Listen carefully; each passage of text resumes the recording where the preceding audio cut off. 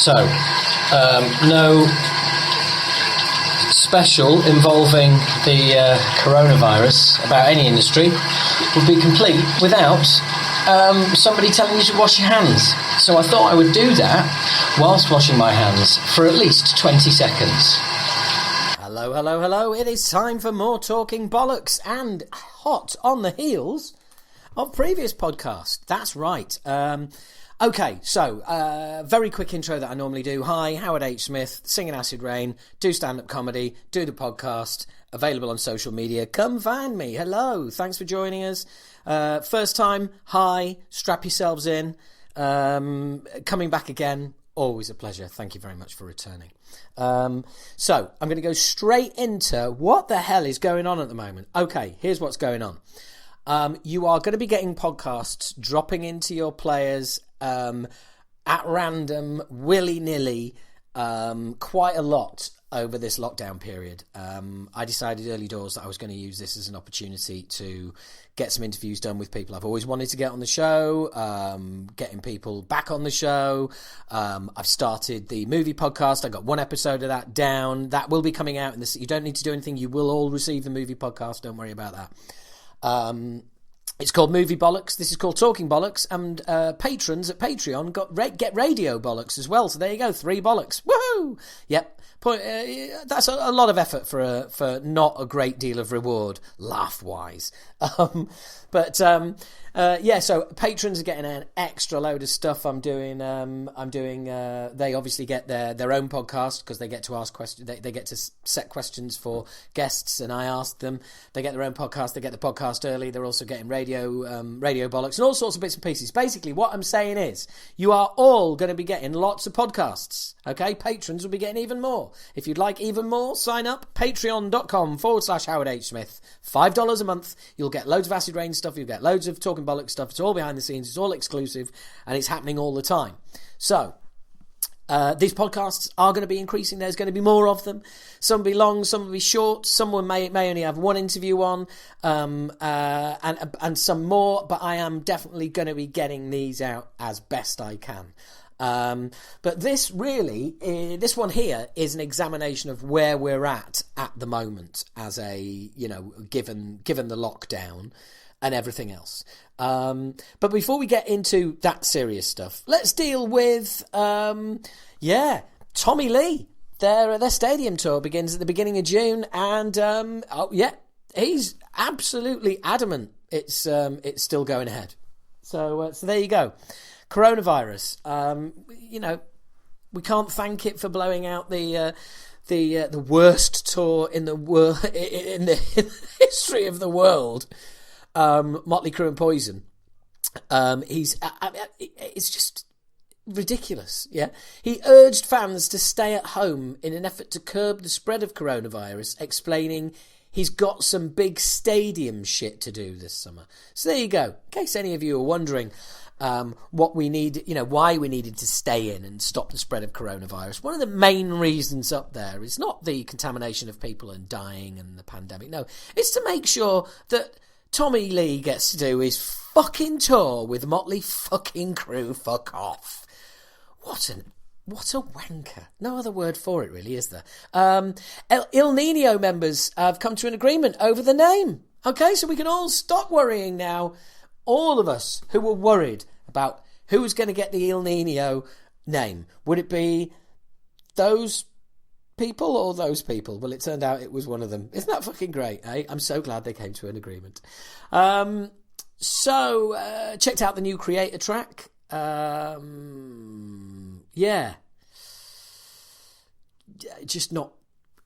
was meh.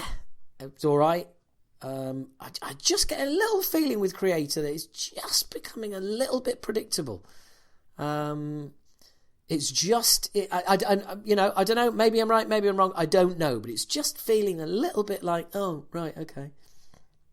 It's more, yeah. We've got some more Creator. Great. It's not getting me off my seat, although I did love the last album. So anyway, I don't know what I'm fucking talking about. I do. I'm talking about my taste in music, fuckers.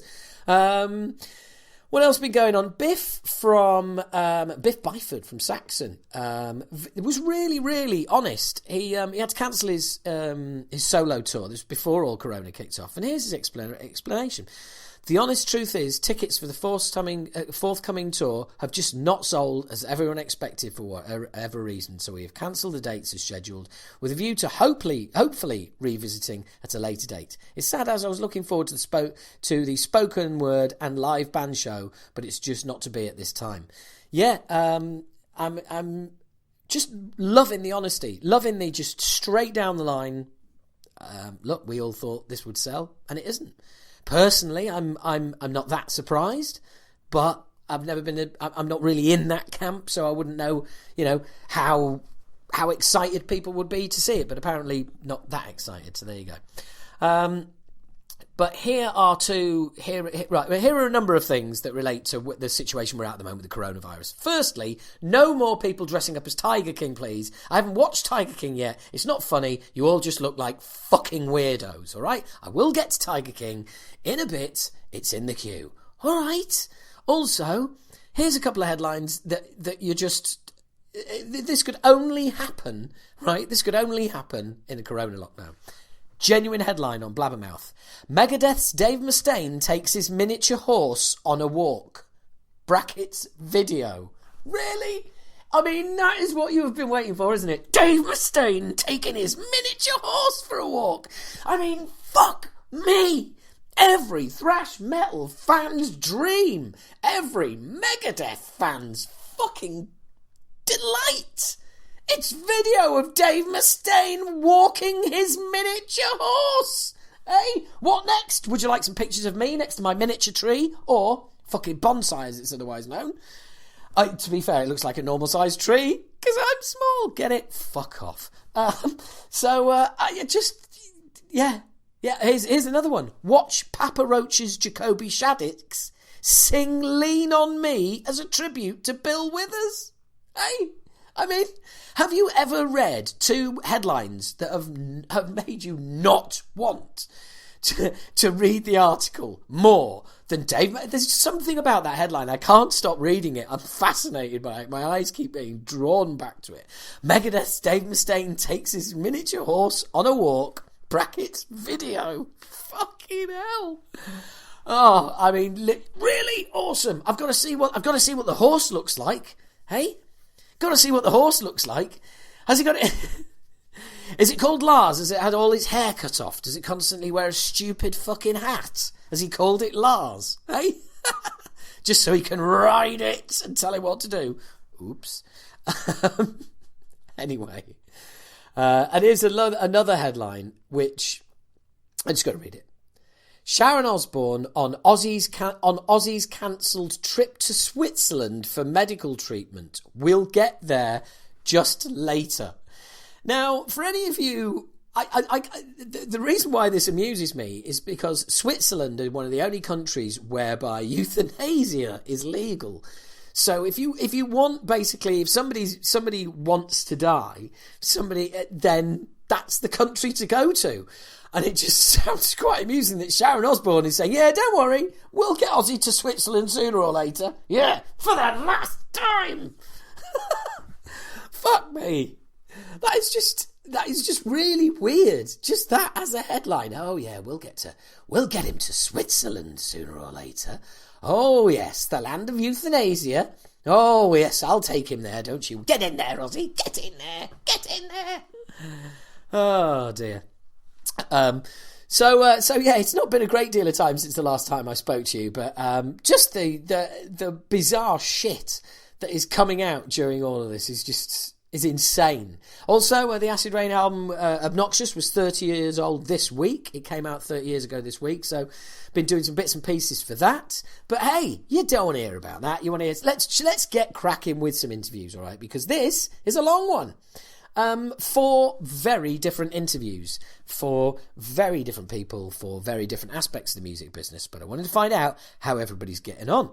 So first up, our first guest, well, let's have a chat to him now, shall we? I caught him on a Sunday in his shop looking through the latest online orders, and this is my good friend Scott from Crash Records in Leeds. We did a signing in there for the Obnoxious album. Yep, 30 years ago. They're still there, still going. Awesome record shop. Scott put on the live Talking Bollocks in Leeds as well, or rather the live spoken word show of mine. And so, as you all know, you saw the video when from when I was in Leeds to go and see Suzanne Vega. It's that Scott. And so I thought, give him a ring and just have a chat and see how everything is affecting somebody who runs an actual physical record shop. So here he is. This is me and Scott chatting just a couple of weeks ago. Hello. Hello, is that Scott? It is. How are you doing? I'm all right, mate. How are you? Yeah, can't grumble too much. Still here, still selling records. So yeah. Brilliant. Well, when you say still here, where is here? Are you allowed in the shop at all? I am. Yeah, I'm in the shop. We're still trying to keep up a bit of a mail order thing. So yeah, it's the only way. It's the only way you can turn over some cash, isn't it? Exactly. So I'm walking in every day from town. It's not too far because I only live out on Kirkstall Road. Sitting here for a few hours, do some posts. I think it's the best bit of isolation I can do, really, and then keeps my other half saying that I'm not pestering her at home. Honestly, it's just fucking weird, isn't it? Yeah, very, very, very weird. I think we're all doing our very best to try not to think about the future as well. Yeah. No, I think you keep every person you sort of meet and you haven't seen for a little while. You have a little talk, and everyone has their own little ideas. And sometimes you go off on a bit of a tangent, and all of a sudden start thinking, well, what is going to happen? What is there's so many possible outcomes, and it just doesn't feel very real at the moment, does it? Like, you just have to approach each day and like, what on earth is going on? That is the weird thing, is that it's surreal, and it is kind of like I mean, at the moment things ain't so bad, but 2 months down the line, I don't really I don't really know where we're going to be. It's just mad. It's just mad. No, and that's exactly it, isn't it? It's at the moment, a week, 2 weeks, that's all good, but we could be talking months. Yeah. Who knows whether we're still on lockdown, still battling, or trying to open up and start getting into things again, and it could be 3 weeks down the road, lockdown stops. Oh, we've staved it off. We're doing all right, and then everything goes ballistic, and people are queuing around the block to go to the cinema, or it could go completely the other way, and everyone's used to being at home, and they think, oh well, I save a lot of money doing this. Why don't I just stay at home? Well, I think as much as I think there's going to be a little bit of both, because as much as I'd like to think that people are going to rush out to the cinema, restaurants, gigs, all the rest of it, they need something to spend. People are sitting at home and we're all losing money. Yeah. So we're not going to come out of our houses and piss away money we don't have. No. So I think it's going to be a little bit slower than people think. Because as much as I think the enthusiasm will be there for it, but it's whether people will actually have the finances, because we're all losing money. By definition. And it's just trying to, I'm just trying to piece together what things are going to look like afterwards. I mean, you guys promote a lot of shows as well, so presumably that's been a whole pain in the arse as well. Yeah, I mean, that's the other side of, you talk to some people and obviously they're sat at home, nothing to do, bored, they've completed Netflix and, they don't know what's going to happen next. Whereas other people are absolutely, utterly flat out, whether it be key workers, etc., that are obviously doing it for the good of the country. But then we kind of fall into another realm, I think, because we not only are we a record record shops who are selling records and trying to do pre-sales, and albums are moving around because labels are either too committed, so have to still put something out this week, next week, or they've been able to put the brakes and let's look at this again later in the year. Let's push it back to November so we can roll it out traditionally as we would do in shops and do PR and all that business. Yeah. But on the flip side of all that, we're a ticket outlet. So right, yeah. It's just constant emails about shows being moved and people asking questions about, can I get a refund for this? And depending on the levels of where that show is in, whether it's been rescheduled yet, whether we're just sat here going, Live at Leeds, for example, which is obviously a big city festival, that only got announced today that it was being postponed. And that's something that obviously involves all the venues in Leeds City Centre. It's a huge, huge big deal. Logistically, I don't know how they put it on anyway every year, let alone now that they've managed to rearrange it for November and have the bulk of the announced artists involved. I don't know how on earth they've done that. So we've got that side of things coming through. So even though we're not open and not taking money, we're even losing money because people are applying for refunds on gigs they now can't go to. Yeah. And I don't mind that. The money's sat in our account. That's the nature of what we do. It sits with us until the event takes place, and then we pay them. So that's not, we are in a better position than most other businesses at this point, I think. We have had a very good year last year, and leading up to everything that's going on, the launch show things that you've touched on there that we've been doing, they're amazing for us. And it's great to see the city embrace what we're doing. And, we announced a Paradise Lost show 2-3 weeks ago, and, that's half sold out now. That's great money coming into until at a time where there isn't any money going in. But again, we don't know. That's album's due to be out 15th of May. Yeah. And the show's meant to be in September. Yeah. So hope that everything goes ahead. Yeah. But I have worries about whether, the stock coming through Nuclear Blast, they're distributed by Warner's. Warner's distribution is based in France. So who's to say that we're definitely still going to be able to get stock coming across the channel in a month's time? Yeah. I don't know. I hope so, but it's the same with the festivals. I mean, for instance, if you're Bloodstock, right? I mean, if we get to the end of June and they go, right, okay, July, yeah, we're going to start rolling back to normal, and they give the go ahead, or if you like, it's like, well, that's okay, but like, let's look at the headliners. For instance, Devin. Now, Devin's headlining the Friday. Will America, by that point, be allowing international travel? Because they're behind us on this. Yeah. They're behind So then it's a case of, right, so are we going to have to rule out, are they going to have to rule out American bands and replace that? And it's not talking just Bloodstock. I'm talking like the same things that, the same things that everybody's running into is just kind of like, the problem is at the moment is that if you've got a question, the answer is usually, there isn't an answer, but now we've got another question. Yes. Yeah. It's just like, no one knows. This is it. No, some places have just decided like that. That's it. We've just got to draw a line under it. Forget it. Bloodstock download obviously. They've called it a horrible decision to make, but when you're dealing with so many international bands, like you say, even if things are quote getting back to normal in June with them, what is normal, and when are we ever going to realistically be able to start getting, international touring bands into the country? Yeah. Is it going to happen this year? I think that's realistically where we're going to be looking, because they're not going to want to risk any money on flights and putting together these tours.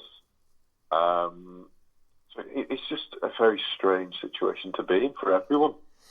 It is, and again, I've had this conversation with somebody today where it's just yet another reminder that, geez, where would we be without the internet? Yeah. You know? It's just, we would be so screwed.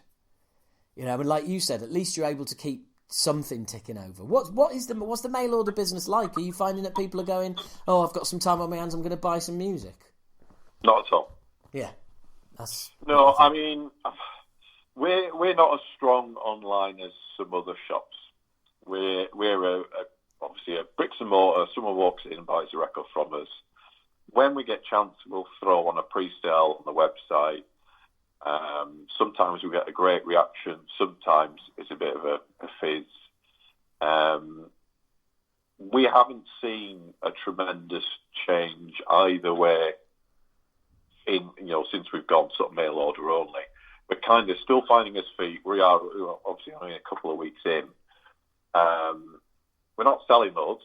What we are selling, we're really grateful for, and we're trying to focus a lot on pre-orders. What's coming up, give people something to be excited for, but it's not turning into, I suppose people are, as you said earlier, that people are thinking about their money and where they're spending it. Yeah. There's no guarantee what they're going to have in a week, a month. If we knew definite, there we go, 2 months' time, we'll all be back to work as normal, then people would be, yeah, great, I'll buy that £30 record. But at the moment, you're sort of holding off, and I don't blame people. I'm doing the same thing. Yeah, absolutely. We're by the way, what's the website, so at least people can support you if they've got the chance. Well, it's crashrecords.co.uk. Cool. Cool. Yeah, Awesome. There's bits and pieces on there, but but you are very much a traditional record shop, aren't you? I mean, absolutely, yeah. I mean, for those listening, I mean, when we released Obnoxious in 1990, we did an in-store signing in Crash Records. I mean, you guys have been there forever. Absolutely. It's insane. I've grown up with the shop. I've only worked here, 8 years now, 9 years. But always been a part of Leeds. It's always been the heavy shop. Yes. Yeah. Jumbo was always indie, and Crash was heavy. Yeah, yeah. You look back at the thing that always makes me chuckle is how easy it's to find signed Creator albums in Leeds, because they did a signing in Crash. Whenever you find them second hand, they're always signed. Yes. Because everyone came to it because it was such a big deal that they were signing here, and we were a road rage shop in the early days as well, which is obviously something Roadrunner used to do.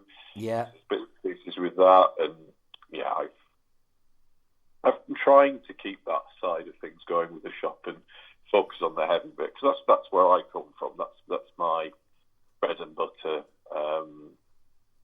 Obviously doing what we did with you with your spoken word, and that was awesome. Thank you. Yeah, and we had Pet Brick playing in the shop through one of our in-store things, which is Igor Cavalera's new thing, which was to have him drum in the middle of our shop was amazing, which you know how tiny the shop is. Yeah. So little things like that, just to keep me happy whilst we do the bread and butter of selling Julian Gallagher's and your...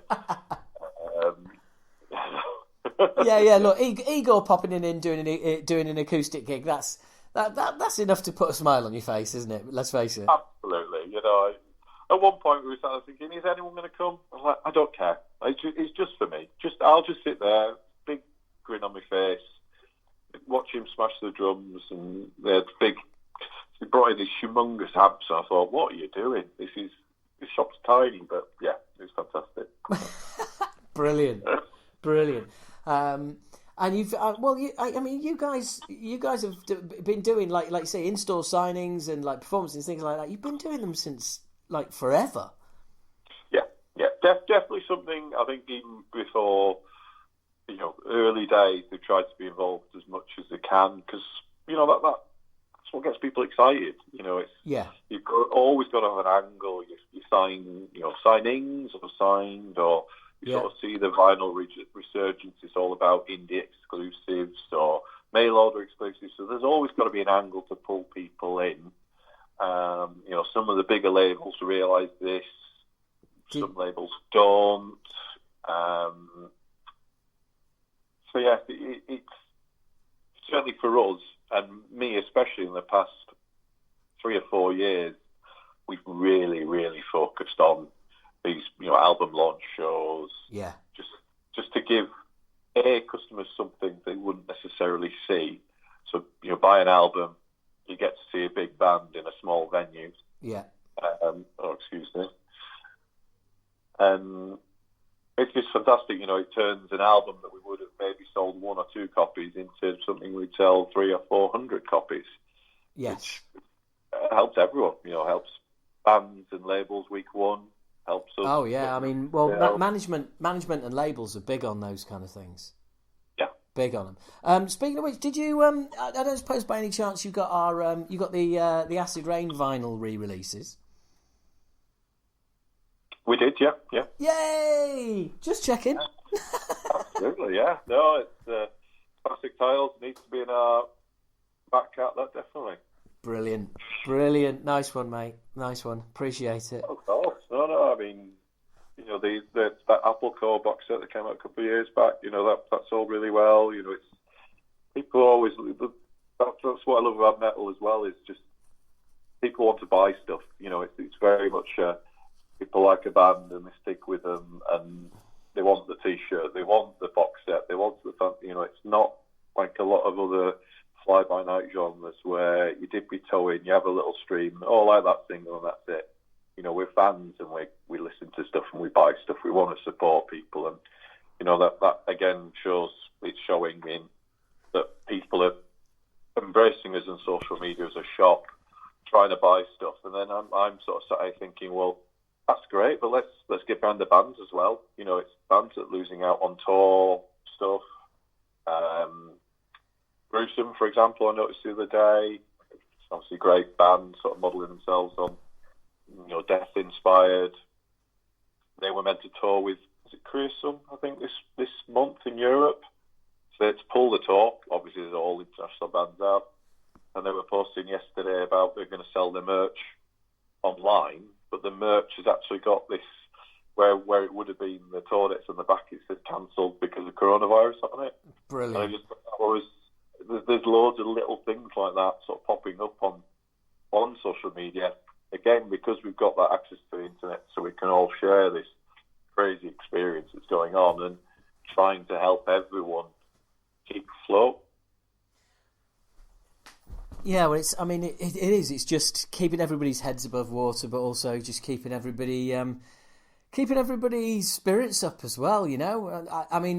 I've said it a million times in the last couple of weeks, but we're all in this together. There's rich, poor, black, white, you name it. It doesn't matter what country you're from, what job you got, whatever. We are in this, and we've all got to get through it together as well. And that's it. It would be different if it was one country being affected or one city, but the fact that the whole world, you sit back and really sort of pay attention to what's going on, and it is like we're in a film.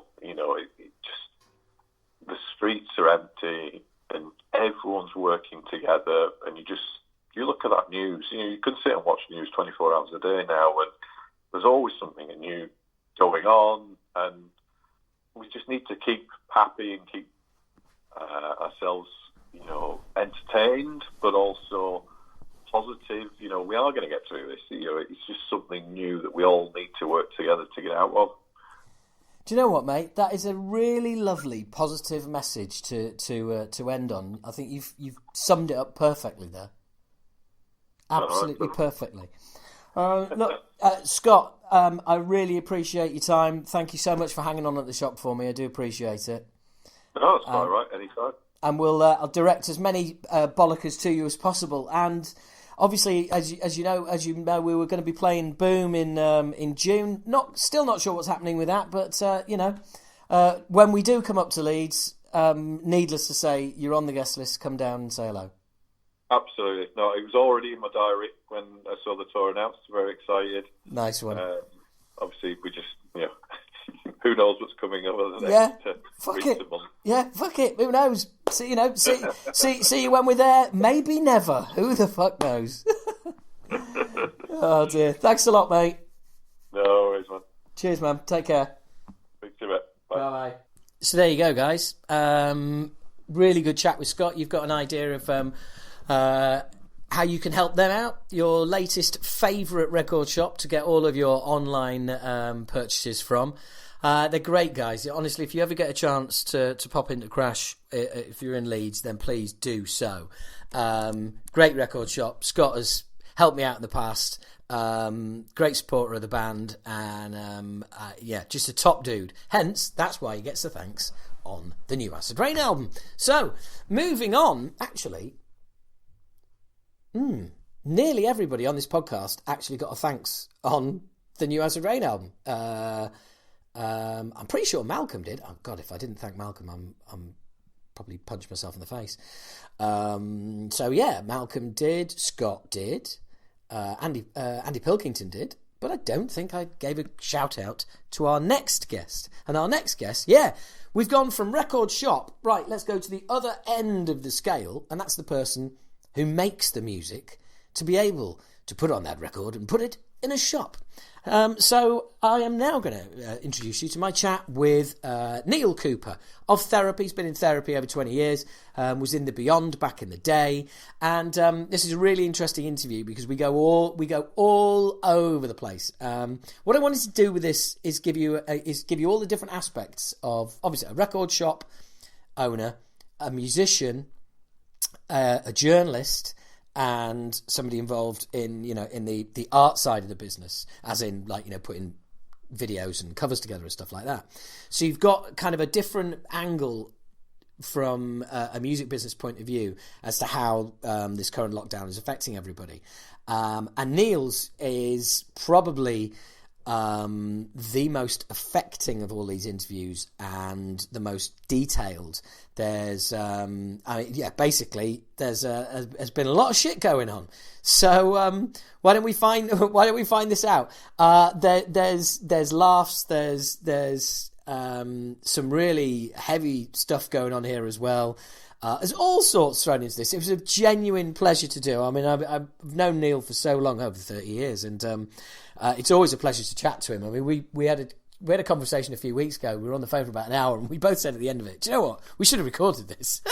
So anyway, this one we definitely did, and this call was actually planned for a few weeks before it happened, and it was put off because, Neil got a bit of the virus. So without further ado, let's hear a little bit more from Neil. This is when we spoke fairly recently. Why do I always go into an interview with when we did it or whatever? Hey, it doesn't matter really, does it? This is my chat with Neil Cooper. Hello, mate. Hello there. How are you? I'm well. How are you? I'm all right, mate. Let me just grab my cup of tea here somewhere. My wife was just making. Where's my tea? Just mine. Okay. How are you? You good? Yeah, I'm fine, mate. I'm fine. How are you? I'm all right. Yeah, sorry, I was just doing some bits and bobs, and I was going to grab me a cup of tea, and then we can have a chat. But there's no milk in it yet, so I'll wait. Sit and wait like a lord. Oh dear. So, how are you feeling? Because I know you were, you had a touch of something, didn't you? Yeah. Oh, mate. Yeah, it was rough. I actually feel fantastic compared. It is bloody bonkers how the difference a few days has made. It was basically last, where are we now? What day is it? With all this lockdown. What day is it today? Tuesday. Yeah. So not last Friday, the Friday before, I was just wiped out. Thursday, I started kind of coughing, bit of a temperature, and then Friday through to Wednesday, I literally, and I'm not like being dramatic, literally couldn't get out of bed. Flattened, completely flattened. Wow. But looking back at it, sort of historically, we were kind of looking at things, myself and my wife, and what we reckon is over the last kind of 6 weeks, it's basically had the kids and my wife as well. So it's sort of weird how we've kind of looked at it. It wasn't really till the sort of lockdown and you start sort of putting the pieces together. Basically, I took my daughter to doctors at the end of Feb, and they just said, didn't even mention coronavirus, but they said she got a virus, picked something up from school or whatever. It's just one of those things with, she's 6. So you just kind of like, okay. And with kids, they reckon it doesn't really knock them sideways. It just kind of, they're kind of down in the dumps with it, but they're not like, as an adult, it's a different ballgame. So she kind of was poorly, but was relatively okay. Then my wife came down with it, beginning of sort of early March. She was wiped out for about 5 days. At that point, we started to kind of self-isolate. And then my son, at this point, was still going to school. He went to school, came back, mega fever, being sick everywhere, blah, blah, blah. So then he was down with it. And throughout all of this, I was kind of okay. As a sideline, I bloody put my back out. So we had to cancel a date over in Istanbul because of that, which is another that's another story. But then and then with him, he basically he was flattened. My boy was. He said he was flattened, and at one point we had to take him to hospital because we had a massive freak out because his breathing shallowed and everything just went. Oh dear. But throughout the whole thing, you see. And it's not the NHS's fault at all, but throughout the whole thing, they're kind of saying to you, because I was like, surely someone can test it. Surely, what's going on here, especially with kids. And they were just kind of saying, look, until you literally can't breathe, we don't want you in the hospital. It was the most bizarre thing. Right, yeah. And then, and for me, obviously it's terrifying when it's the kids.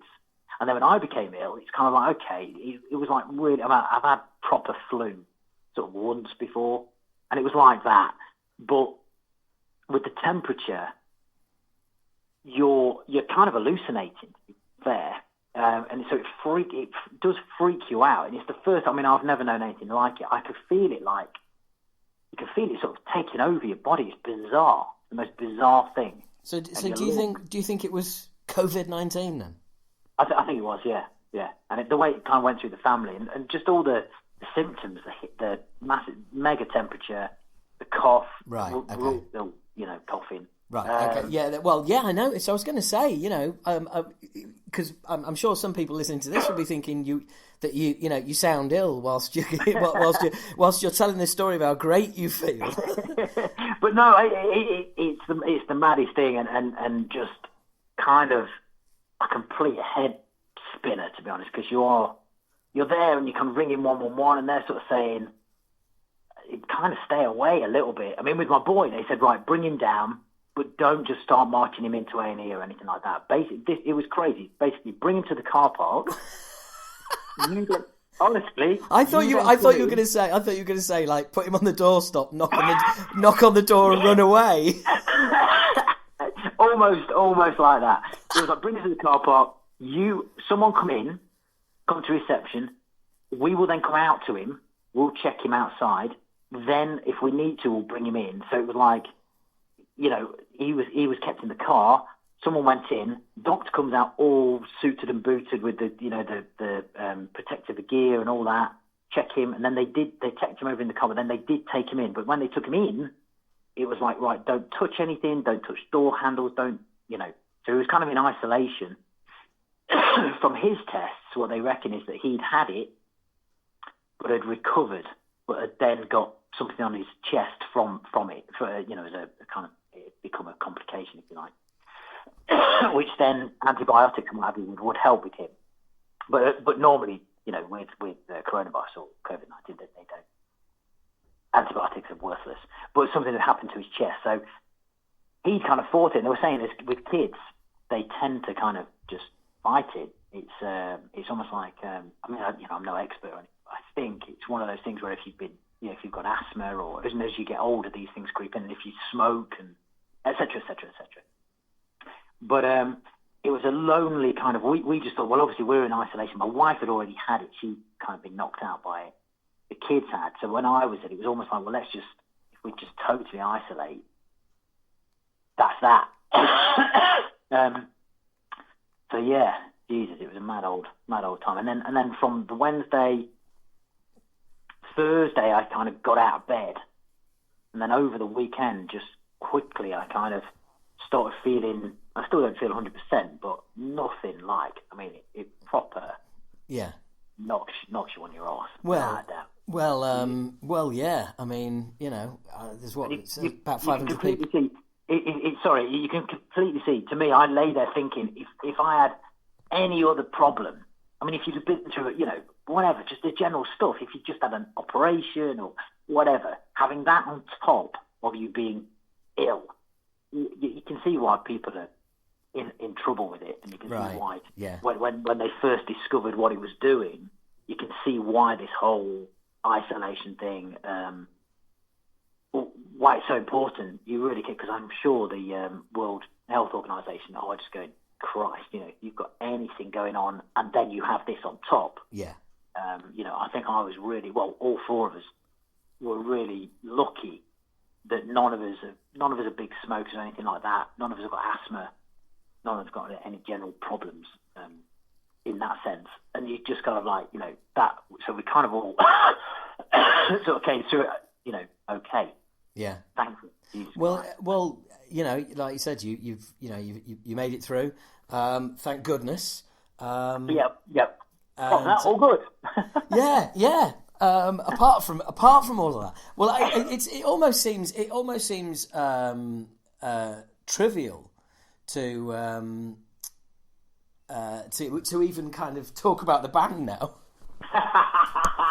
No, and I tell you what, the lovely thing was that the lads, like the messages through from people, the lads put something up on Instagram and laughing.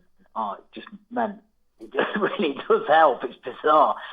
I'm not a massive kind of. I do sort of Instagram and things, but it's really strange how just little pockets of sort of messages coming through just really do kind of lift your spirits. And yeah, it was amazing. But then on top of that as well, sorry, I put my bloody back out. We had to cancel a bloody trip out to Istanbul. It was just on top of it, honestly, March 2020 is just going down as my shittest month ever. Even though the album came out and did really well, I'm like, oh my God. It's like one brilliant side of the coin and then the really shit side of the coin. I've just got both. Yeah. Oh, mate, honestly, I feel for you. I feel for you. It's been a shit time, but I'm glad I was able to cheer you up a little bit with that Igor album. Oh, mate, yeah. That one track in particular, Hollow Tree? Yes. Hollow Tree, yeah. Man, that's a cracking track. So I was lying there, obviously still kind of checking my phone and bits and bobs. And yeah, when you sent me that across, I was like, oh, that's really great, yeah. But yeah, so bits and bobs like that, it's mad, isn't it, how music kind of, it sounds really cheesy, but it does kind of help you through stuff, it's kind of, yeah, brilliant. Well, no, absolutely, and I think now especially, I've always been the kind of person that, like, if I always like to, if I discover, a band or a movie or whatever, I'm keen to share it with my friends. But I think now more than ever is a time for everybody to be sharing as much as we can with each other, because we need things to occupy ourselves, and we need things to keep our spirits up. Yeah, absolutely, yeah. How are you finding that, the sort of lockdown and doing bits and bobs at home, and are you getting on with stuff, or has it kind of freaked you out? Have you fried you a bit, or? Check you out doing the interview. I've been losing control of my podcast to guests. I've been recording shitloads of interviews. Funnily enough, I was down the post office today to mail out a ton of anniversary Obnoxious Tour t-shirts that we released on Monday, because it was the 30th anniversary of the album coming out that day. I've just signed off on a video. That's why I had to sort of say, can we delay it a bit. Cause, okay. Yeah, I just had to sign off on the final cut of the video, which is going to go out tomorrow, which the label have done on basically the history of the album from, you know, ex-members who were in the band at the time and, you know, recorded the album. We've got current members talking about it, fans, all sorts. Okay. So that's like a 30th sort of celebration thing. Yes, yeah. In fact, I'll ping you a link because it's on YouTube, but it's just unlisted, so you could never find it. Okay. So when we're done, I'll ping you it. But anyway, so just like so that's come about, and funnily enough, I was actually able to get down to the post office today, and that they're open sporadically this week, and I managed to land on when they were open, so I was able to like get all of it done today, which is ridiculous in this current scenario. But so I've had those bits and pieces going on, but mainly talking to people like yourself. I'm just going to like ramping up the podcast production, and you know for no better reason than I'm sat around plenty of time to talk to people, and everybody else has got not many plans. Yeah. They've all said what they need to say to everyone else in the house. So it's now like, I need to speak to someone outside the house. Yeah, absolutely. Well, I've also finally got round to recording the first episode of the movie podcast that I'm going to be bringing out. Okay. And so that's Movie Bollocks. I've got Talking Bollocks, and I produce a radio show for my for Patreon subscribers, and that's Radio Bollocks. So I've got 3 bollocks basically.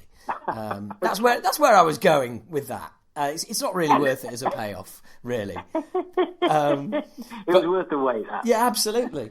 Speaking of which, are you a movie kind of guy or not? Yeah. I mean, I'm into movies and things.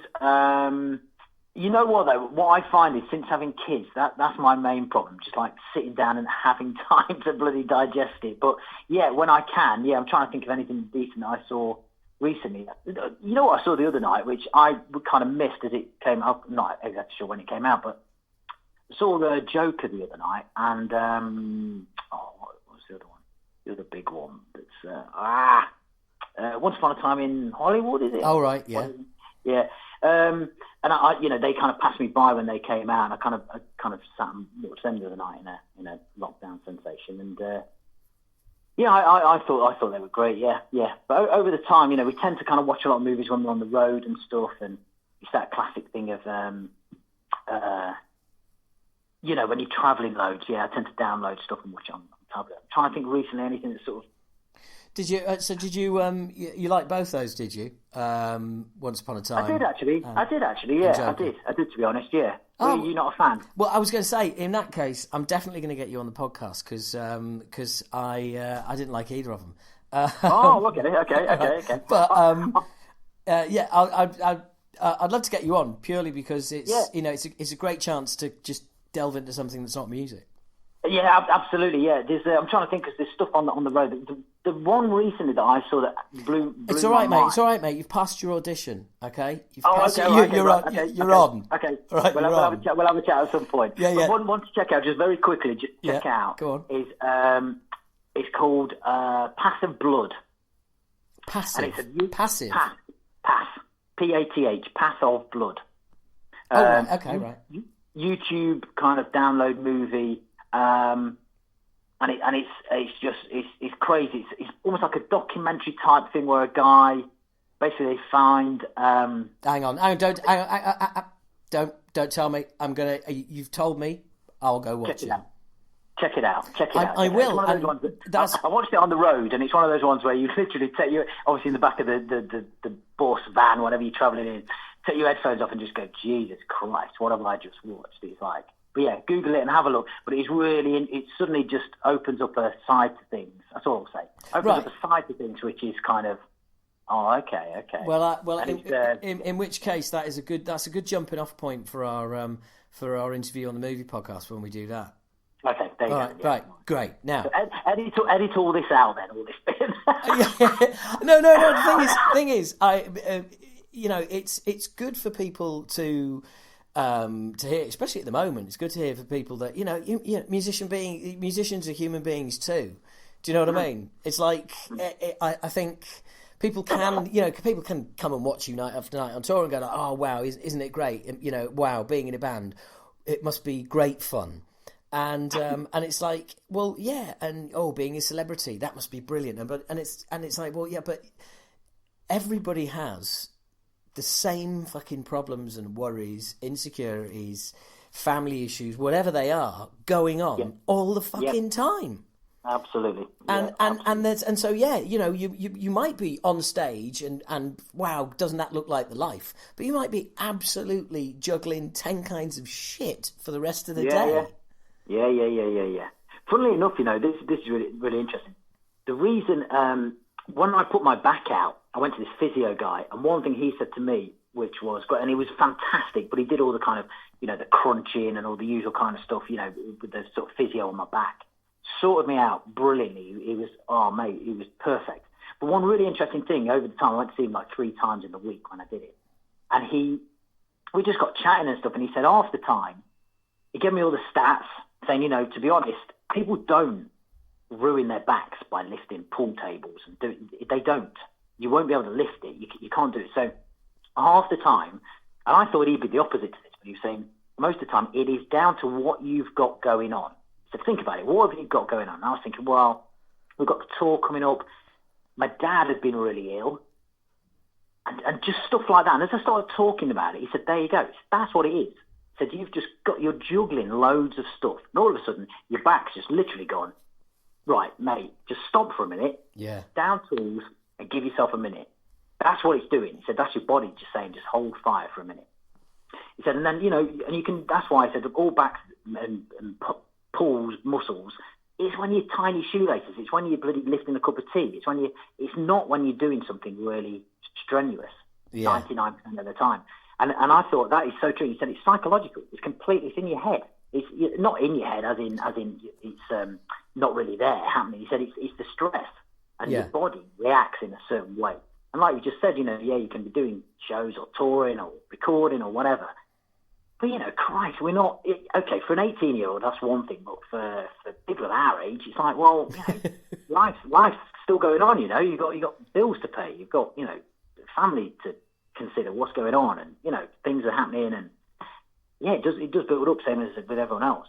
I mean, I think with us as therapy and the bands I've played for in the past, the one thing I do think is that I've been very lucky in this sense of I've never really done the whole party band where you're some kind of, you see these kind of, I remember back in the day, you'd see these sort of heavy metal bands who were from bloody Barnsley or something, but they thought they were from LA, and it was just bullshit, just complete, not even like daft, it was just complete bullshit. Luckily, I've never kind of been in that kind of field, so all the bands I've been in have been pretty straightforward and what you see is what you get type thing, luckily, so you are able to kind of be, but I always worry about, not worry, I don't like night worrying about them, but those people who have just got to put on this kind of happy face all the time, they're the ones who you want to worry about. They're the ones who, in the end, when they've got shit going on and they've still got kind of, for me, if we're grumpy, it doesn't really, we are what we are. And I think people kind of take that kind of punk sort of side of things. People kind of appreciate that or accept that, if you like. It's far easier for us to just be honest about what's going on, That's what I feel. Well, yeah, and the thing is, I think, genuine is what is the word I'd use for therapy. It's or genuine, authentic. There's another one. Because that's I also think the fact that you've been together so long as well, it kind of that's the foundation. People are always suspicious of bands that have had a lot of lineup changes. Sure. That's what I feel. Do you know what I mean? And I think that is right. That's cut me right down the middle. That's 50% fan, 50% band. I'm absolutely, completely believe that. Yeah. Yeah. There is something. I think also, I suppose, with your output as well, what you're doing, sort of, if you're kind of stable and you blah blah blah, that in itself kind of breeds into what you're putting out as well, record wise and tunes and stuff. Yeah, Yeah, I was talking to Marcos Agueda on a recent podcast, and he was saying their lineup has been together 10 years now, and he was like, it's been the smoothest, most productive, most enjoyable 10 years of our career because there hasn't been the stress of trying to bed new people in. Yeah. You know, that's the thing. You know, you get so many people who talk about being in a band, and half the time, the questions people ask, it's not about what they're asking that is important when you're in a band. I mean, that's very, very true. You know, that kind of thing of, you know, certain people, they can sit and practice all they want and be as awesome as they want, whatever. But if they can't get on with people, or they don't know when to, you know, just simply shut the fuck up at a certain point, you know, at 2 a.m. on a, you know, whatever, a wet Wednesday, you know what I mean? Yeah. You don't want it. It's like you've got to kind of understand teamwork and how things work and sort of be socially aware. Yeah, exactly. Yeah, simple as that. And some people do struggle with that, and that can be from your upbringing, can be there's so many explanations for it, but you know, often people think, oh yeah, it's all about just how, you know, how fast you can play a certain thing, or how, you know, et cetera, et cetera. And it's not at all. I don't think, you know, when you're actually out there doing it, there's so much more to it, so much more. Well, it was like when I was Russ Russell. I was talking to him, and he said like 50%, if not more, of his job than that is like psychology. You know, it's working with a band in an intense situation for you know, and everybody wants their say, and you know, reading the band dynamic and how best to deal with each member and all the rest of it. And absolutely, and he's got hardly any time to figure any of that out. And then it's like, that is what it's like. That's like a tiny microcosm of what it's like being in a band. Yeah. I can totally see that as a producer. Yeah, but someone like that who's got to get the best out of 4, 3, 5 people, however many, you know, and just figure out, okay, well, that person needs, you know, he's a bit of a diva and needs a bit of attention, and that person, I can completely see that. And like you said, got to think on their feet pretty quick, producers, you know. Oh, like the worst scenario ever. There's like someone's gonna track, and the person who's tracking doesn't want or rather you as the producer don't want a particular other member of the band to be in the room while that person is tracking. But the person you don't want in the room really, really wants to be in the room. and that's why you don't want them there, because you know they're going to be fucking trouble. I mean, it's just, honestly. What a shit show. But so what's I mean, look, I'm getting questions all the time about what we're doing about our tour, but it's a fairly small one. I mean, you're having to rebook all sorts of shit, aren't you? Yeah. I'll be honest. Our manager and agent have been bloody awesome with it. As soon as it all kicked off, the sort of cancellations and the sort of the whiff of the lockdown and how it was all kind of panning out, we kind of put the brakes on it straight away. So thinking about it, so just bear with me because I'll probably get the dates wrong here, but we were meant to go out to Turkey, and then this my back issue happened, and then straight after that we came home. I think we had a week at home, and then we were going out to Europe, starting in Germany, bringing us right round.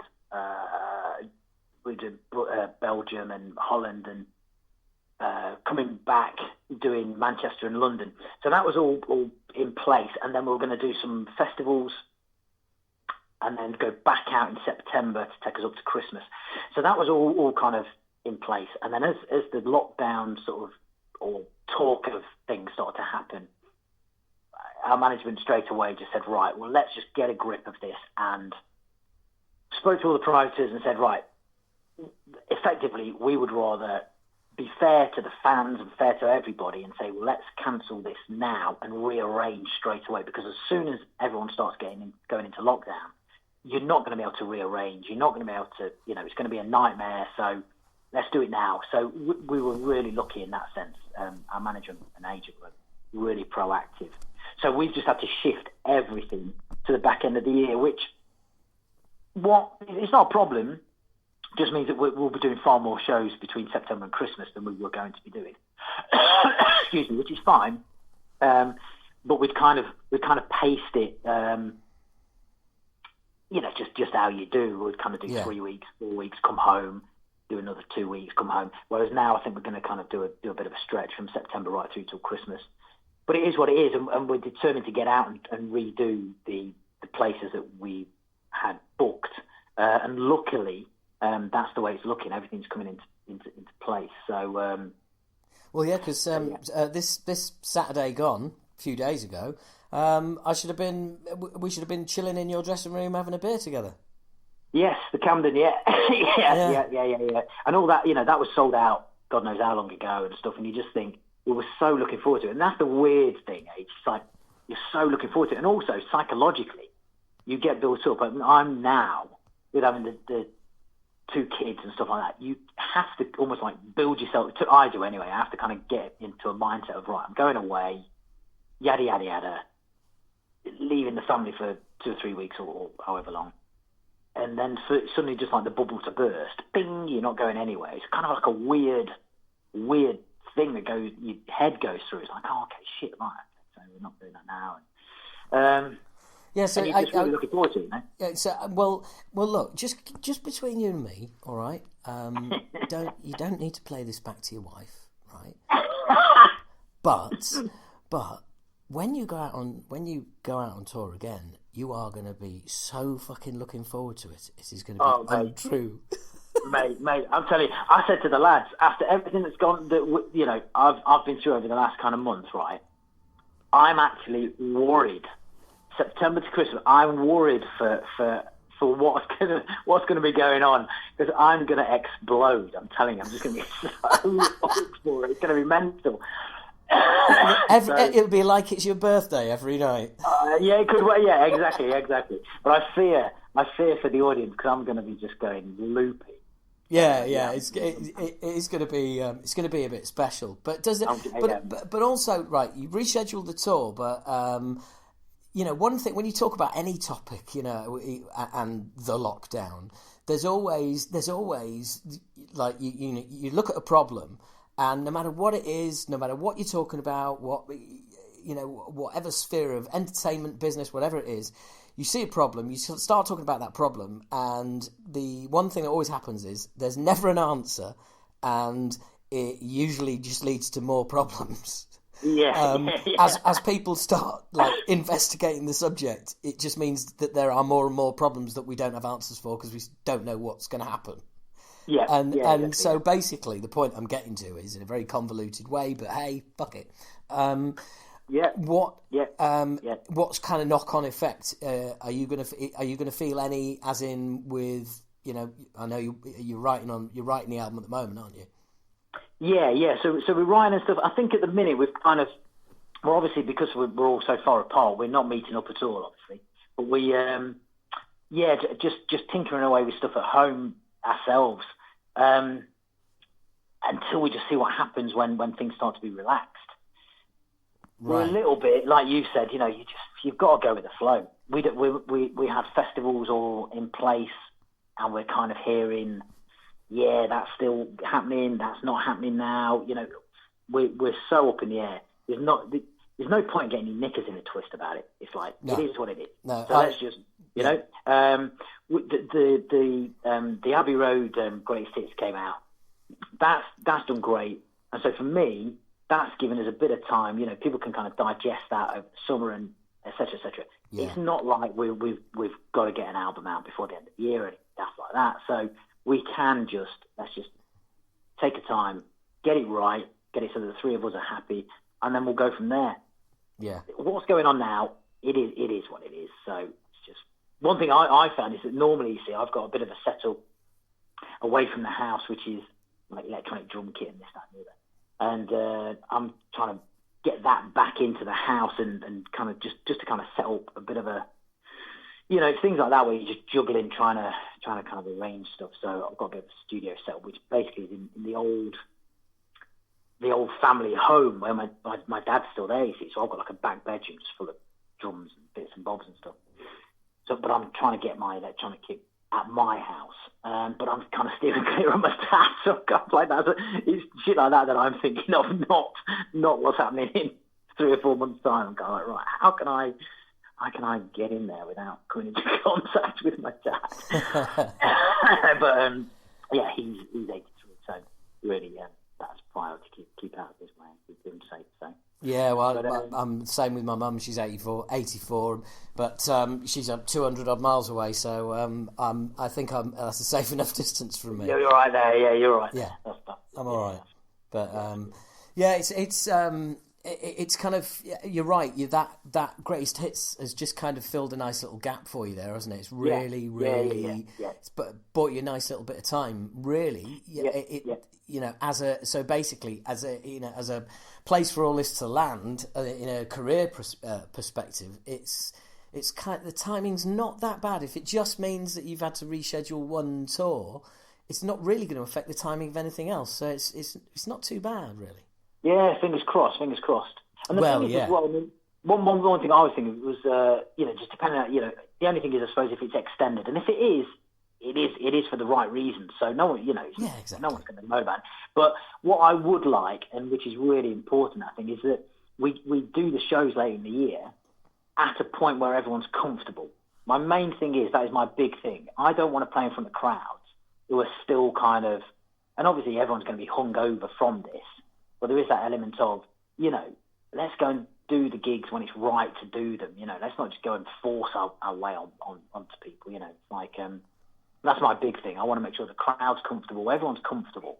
Otherwise, that doesn't sit right with me. So, and I'm sure it doesn't with anyone else. So that's the big thing. I hope,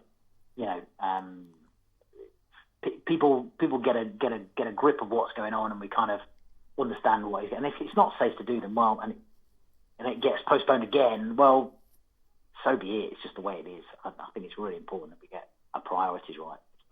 Yeah. It is. That's the way I see it. Got to get our act together. Well, but to be honest, like I said, I think. By the way, your management and your backroom staff, what a great job they've done. Basically, being ahead of the game with everything, and saying, right, let's just reschedule it now, because that is a.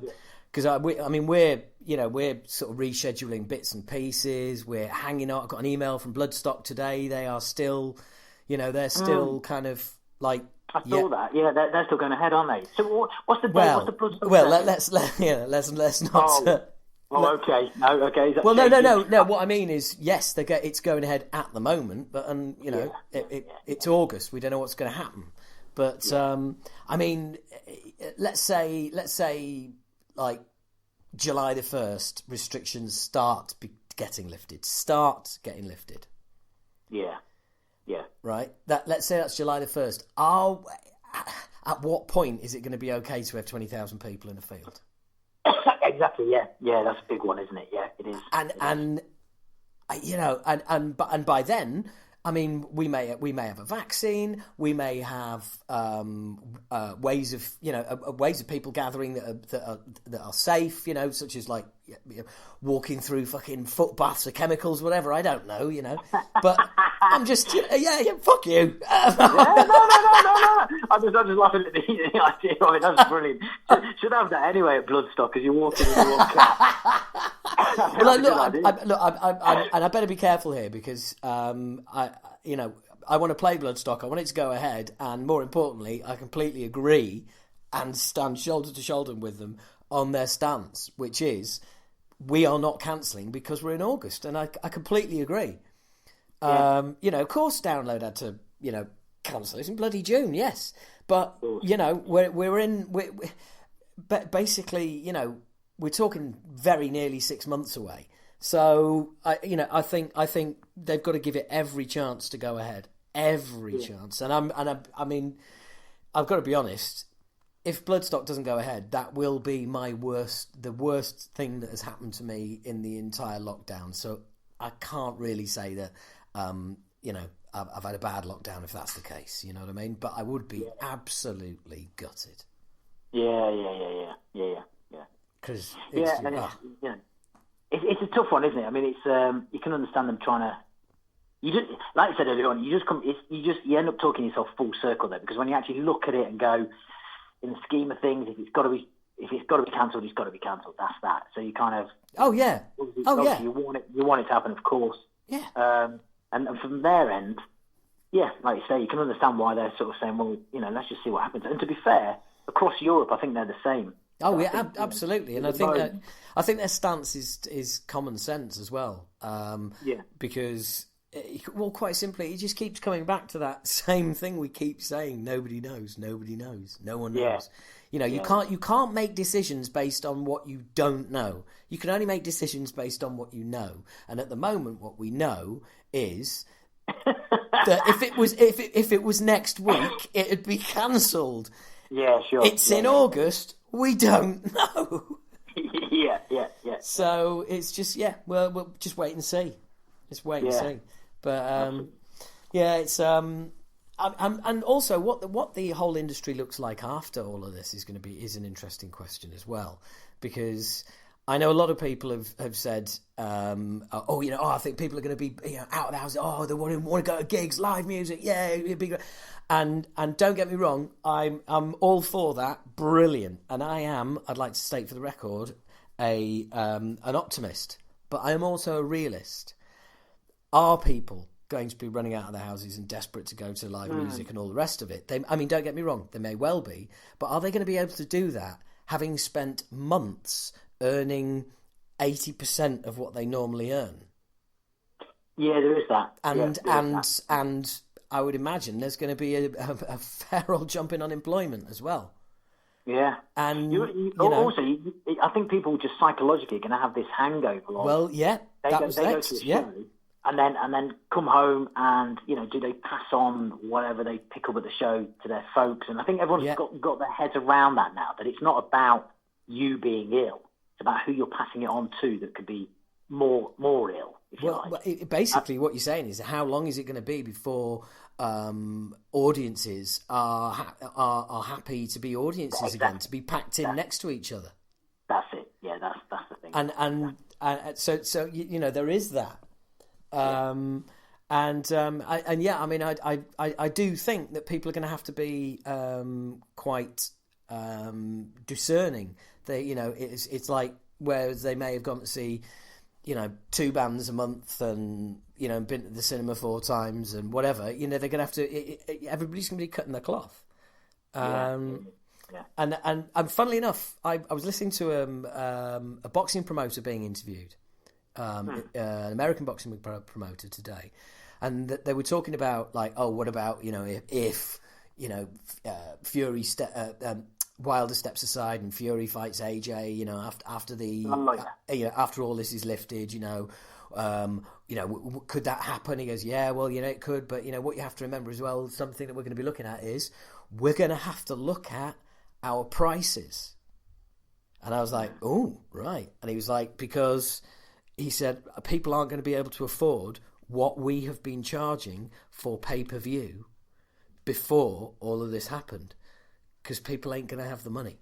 So we're already looking at pricing restructure.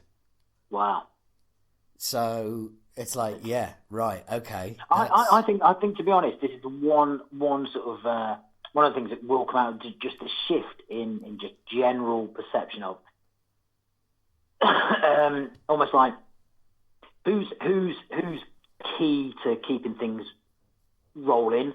Obviously you've got your doctors and your nurses, but your delivery guys and ladies, and you the people who keep the wheels greased, if you like, keep everything rolling.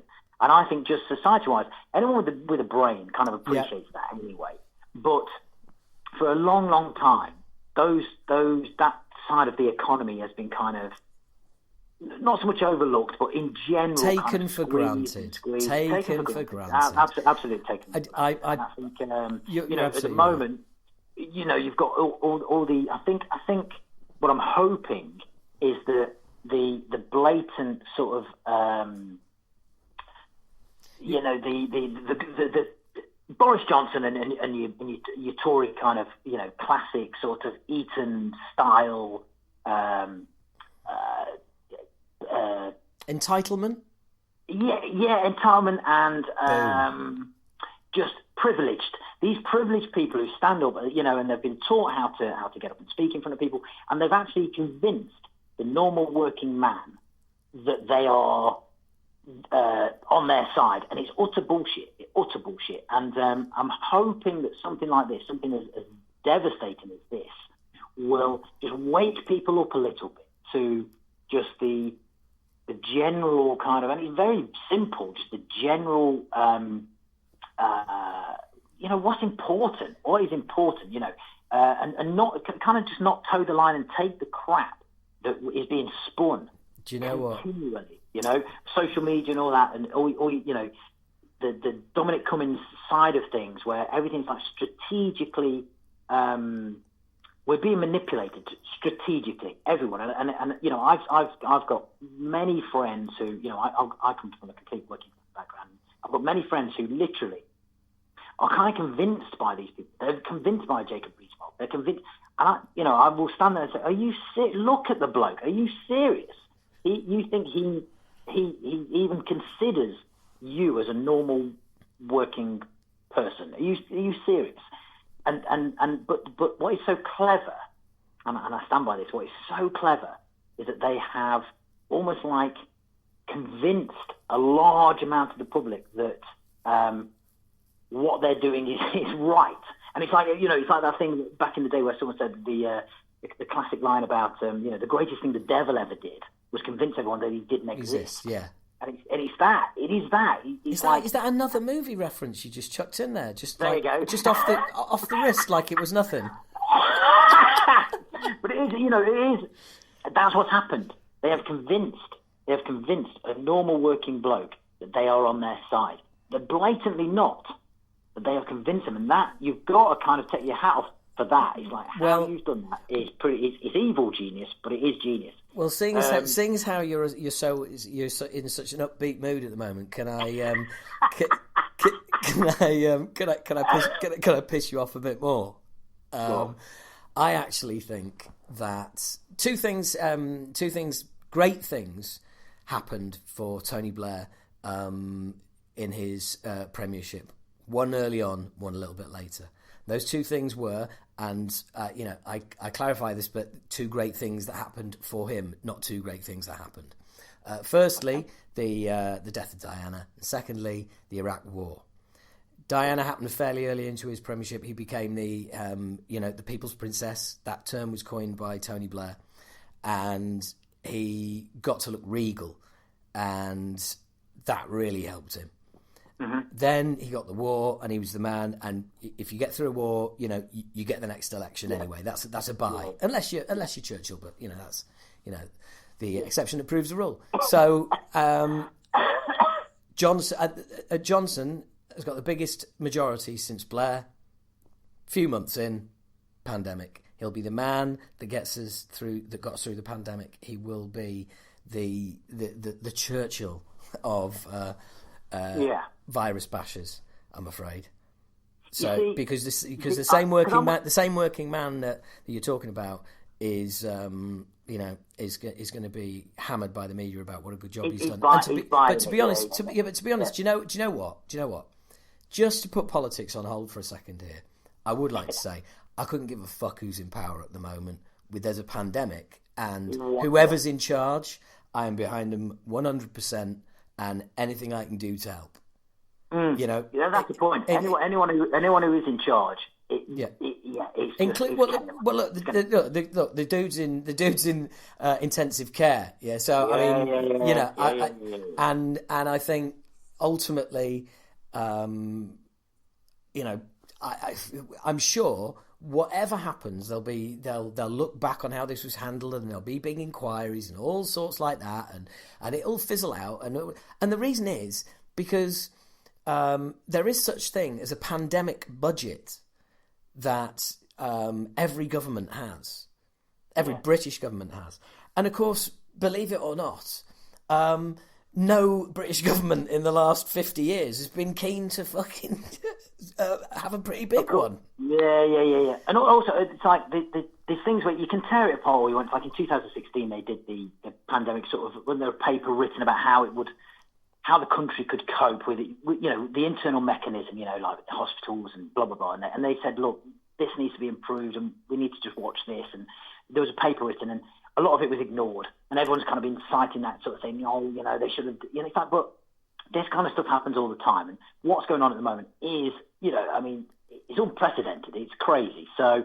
you can't really, and I agree with you, whatever your politics are, whoever's in power, no one is going to kind of know what they're doing here. They're steering the ship, which is kind of like, it's kind of, they're trying to get through it as best they can. I'm sure. So I'm not slagging anyone. Well, every time something happens, or there's like a fluctuation somewhere, or there's a legislation brought in, or a plan talked about, or anything like that, straight away usually within about a few hours, you'll get journalists asking questions of at the next briefing that they've read on social media. Basically, what are people saying? Do you know what I mean? Because people will start hammering, what someone, a plan that someone's put in place. People will start hammering it straight away, but some of them will have genuine concerns, and your job as a journalist is to address those concerns. So usually you hear people, something's said, then you hear people moan about it, and then in the next press briefing, those moans get thrown at the government as questions by journalists, and the government responds to them as to, why we're not doing that, and why it was done like that, and why you can't do that. I've found it quite amusing ultimately. It's like everyone said, well, they said like don't go to the pub on Monday, and then they closed them on Friday. Why didn't they just close them on Monday? To prevent panic. That's why. Yeah. You wind things down. You don't shut them off.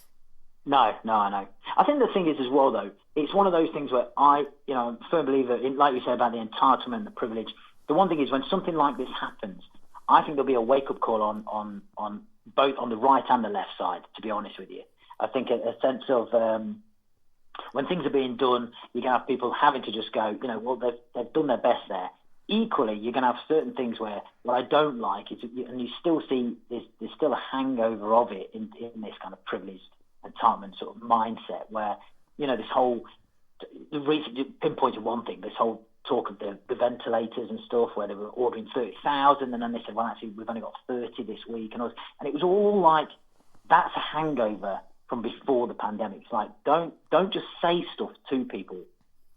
Say what's happening. Just tell people what's happening. And if we haven't got the ventilators, don't say we have. Yes. Don't say they're on the way. Just tell us. You know what I mean? Because that's the point. That's when it's still, and it's this political thing of, well, that's not a vote winner, so we can't say that. That's not this, so we can't say that. At this point, we both said it's irrelevant whether you're right or left. It doesn't matter now. Yeah. What's going on? It doesn't matter. So forget all the, but it's so ingrained to them. It's so they can't get out of it. They can't get out of it. Absolutely, I think our political classes on every side of the divide, behave in exactly the same way when it comes to things like that. And I think it's a really valid point you're making, which is it's very difficult for politicians to not try and spin stuff. It's like no, just the facts this time. That's fine. Yeah. You do, you don't. But funnily enough, actually, do you know what that's just made me realise? Cool. We sat here having that conversation, right, and saying that they find it difficult to spin things because it's you've just got to hand over facts and all the rest of it. It's a pandemic. It's a virus. You can't be better than it. You can't claim to have a moral high ground. All the rest of it, all the things you'd normally do as a politician. Yeah, you've just got to fucking somehow figure out how to deal with this shit. Unless, of course, you're Donald Trump. Oh, Christ, yeah, don't... Oh, no. Let's not even go there. That was, The thing is... China. Oh, my God, don't. He's calling it the Chinese virus. It's not racist. It's from China. He's just off the scale, isn't he? He's off the scale. Oh fuck! Look, mate, we've gone off on a tangent here. That frankly is depressing me. Never mind the listeners. Yeah, sorry, everybody. Sorry. Not at all. But by the way, I was. Oh no! Do you know what? There's something I want to talk to you about now, but I'm going to finish recording because I want to talk to you off air. All right? Okay. All right, mate. Well, look, thank you so much for coming on and sharing your personal health issues, your family woes, and your political views with people trapped in their houses, forced to listen to you. Barricade the doors, everyone. Barricade the doors. Sorry, I'm so sorry. No, don't be silly. Don't be silly. That's great. Thanks a lot, mate. All right, mate. See you soon. Cheers. Bye. Well, I did tell you that we kind of went all over the place and talked about all sorts of stuff. It's a really fun chat to do, and I have to say I've really enjoyed. Not that I don't, not that I haven't, not that I don't ever not. God, what am I making a mess of this? Oh no, fucking hell! I don't ever not enjoy this, but some of it's more enjoyable to do than others. Some people are more interesting, and you just click. But this was definitely a case of just talking to people that I know and that I've known for some time, and we're just able to just have a chat, and it's been really, really enjoyable. I've enjoyed doing it. I'm enjoying doing these for you guys, and like I said at the top, I'm really looking to get as much out as possible. So it'd be awesome if you spread the word for me as well. I would absolutely love that. Please, if you can help us out at all, please do. Before we get into the next interview. Jesus Christ. You wouldn't think it's only 2 weeks since I've done one of these. I've got to tell you about the Igor album, because I am still just kind of getting blown away by it. I'm really, really loving it. It's they've got a few albums out. It's never really. Well, their other stuff hasn't done anything for me. But the album is called Spirituality and Distortion. Igor is spelled I-G-O and 3 R's, all one word. Now it's called electronica. That's the well, Windows Media says that's the kind of music it is. It's not. It's insane. It's really odd, and it's really, really varied. And I certainly wouldn't recommend it for everybody. So if you like at all, like just the rough sound of it, go and do some digging for stuff from the new album by Igor, Spirituality and Distortion. And that is some bizarro shit, y'all. So anyway, I hope you enjoyed listening to that interview with Neil, and as what you've noticed as well is the amount of shit going on in Pete. Now, I'm not having a go at anyone, and this is just the way it is, but I think some people, as we mentioned in that interview, do forget that you have all, that like musicians, celebrities, whoever it is, have all got life going on in the background all the time. And that's a prime example there with Neil, who's just basically been absolutely wiped out and all the rest of it. But anyway, guys, I'm gibbering and jabbering and rabbiting. It's time for another interview. And there is only one way to introduce this guy. My next guest invented the phrase thrash metal. I give you Malcolm Doan. Hello? Hello there. Ah, good afternoon. Yes, it's just afternoon. How are you? I'm very well. How are you? I'm just fine, thanks. Coping with these strange times. Yeah, they are strange times. That's part of the reason for calling, really, because I wondered sort of, how everything was affecting you. Are you busier? Are you quieter? Has anything changed? Well, work-wise, not a lot's changed, because I work from home anyway. Yeah. So it's not as if I'm just having to reassess and adjust to not going into an office. So from that point of view, nothing's changed. Yes, it's slightly quieter, obviously, because there are no gigs. Well, yeah, there is that. Yeah, good point. And no visits to the Crowbar, which is quite strange. But in general terms, it's not too bad. I mean, gets a little annoying around the end of the week when we can't go out, can't go to there, can't do this, can't do that. But it needs must. You just got to. Oddly, I was reading something Gene Simmons said yesterday. For once, I fully agree with him. He said, yeah, we're all having to self-isolate, but come on, our grandparents were after fighting wars. They were going out and dying on fields of battle. So actually being asked to stay at home is not the end of the world. It really isn't. Well, quite right. And, far be it from me to agree with Gene Simmons as well. Know. But occasionally, even a broken clock can be right twice a day. Yes, good point. Well made, sir. Yes.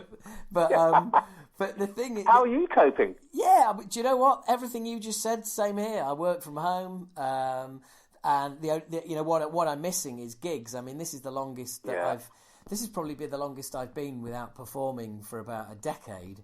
Wow.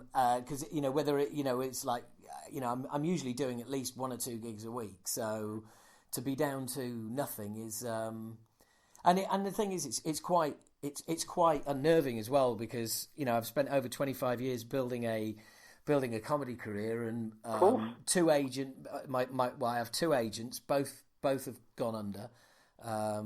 Both owing outstanding invoices, so that's basically no payment for gigs I've done, no bookings for when I come back, and but I can't complain. It's happening all over the place, and you've just got no idea what the comedy circuit will look like when we come back. No idea what the music circuit will look like. I think the music circuit faces collapse.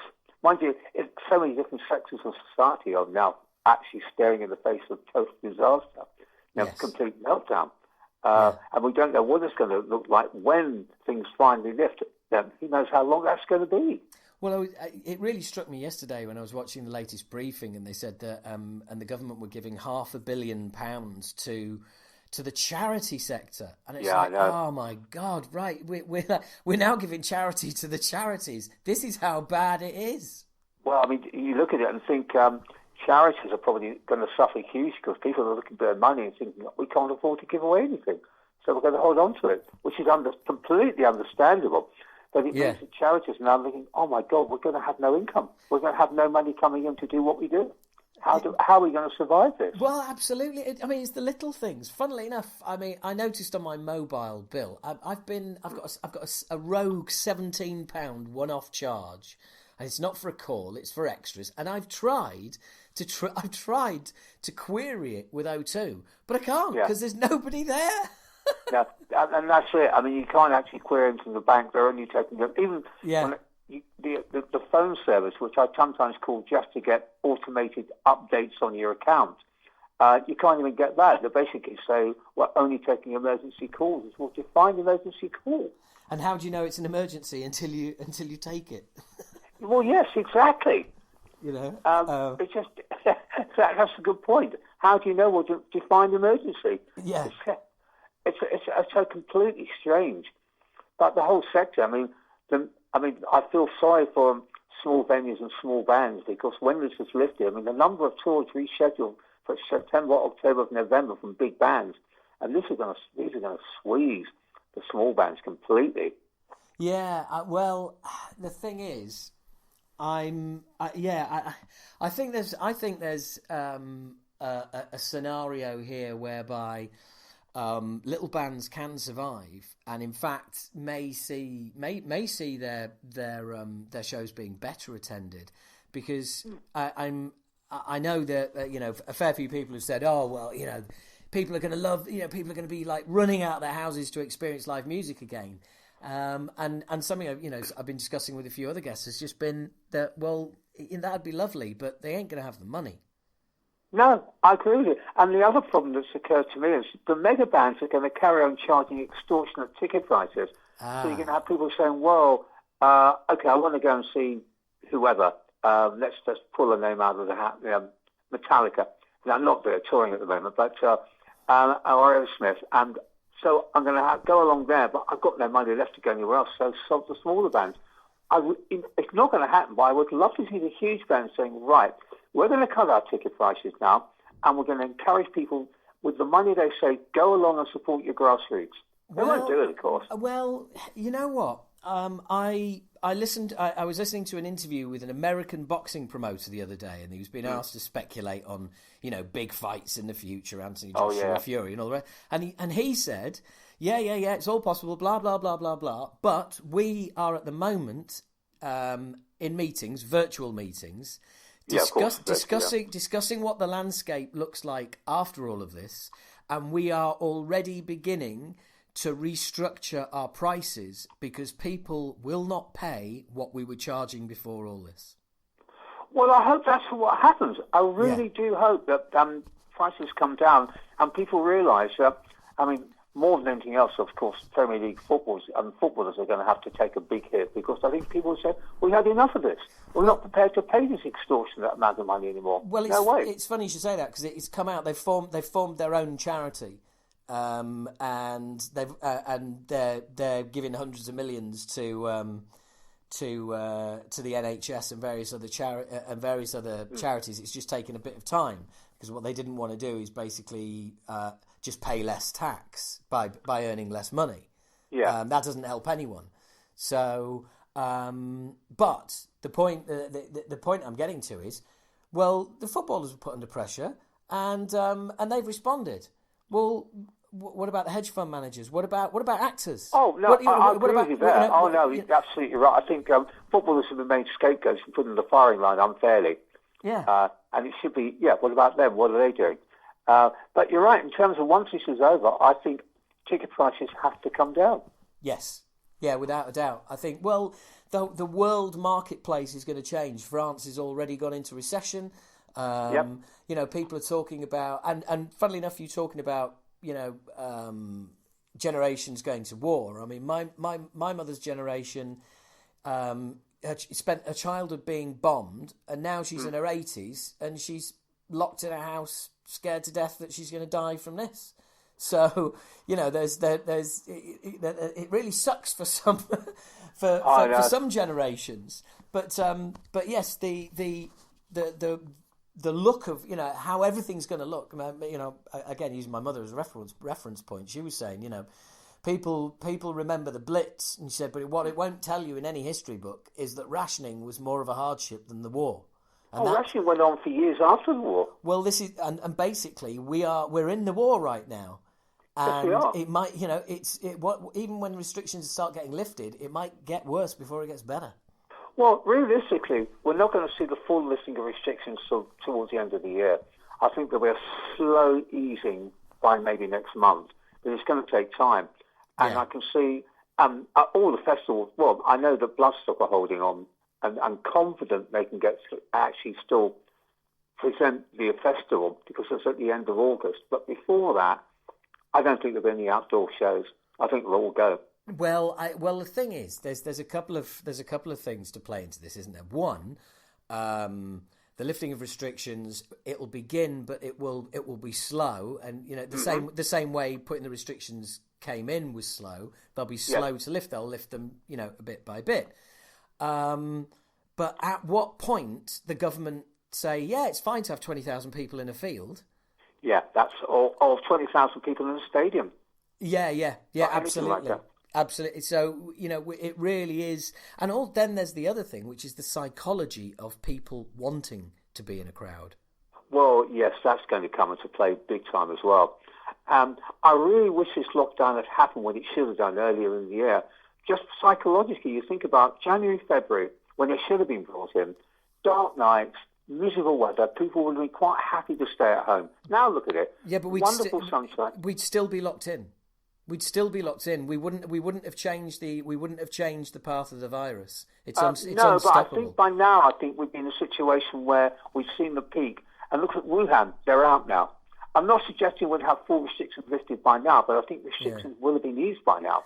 But I think we missed a trick by not doing it earlier. But if you look around the world, it's all literally. We were.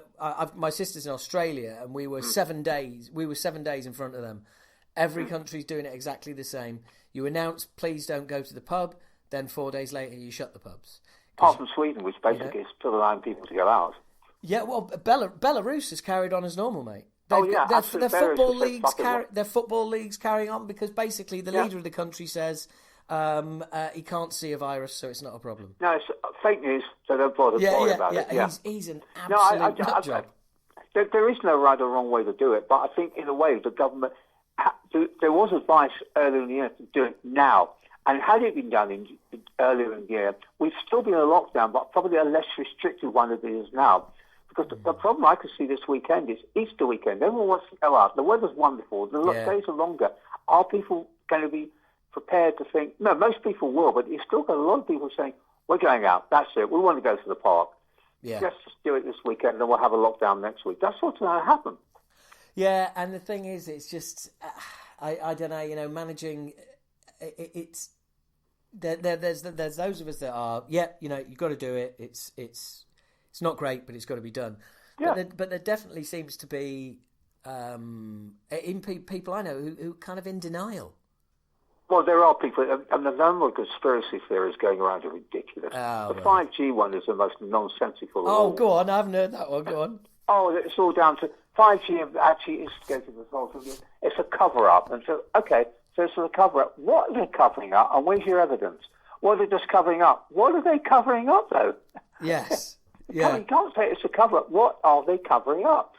And that's why you had 3 or 4 5G masts being vandalised last week because of this, God. Which is crazy. Yeah. It's just insanity. There are still people who insist, it's not as bad as people are saying. Why don't we see any photos from hospitals packed full of people? It's not happening. So, for God's sake, can you just get out of your conspiracy theory head and actually realise this is very, very serious? But as I'm sure as I'm sure you'd agree. I mean, we've been, a pandemic has been coming for years. This is well overdue. Absolutely. I mean, the thing is, I've been saying this for ages.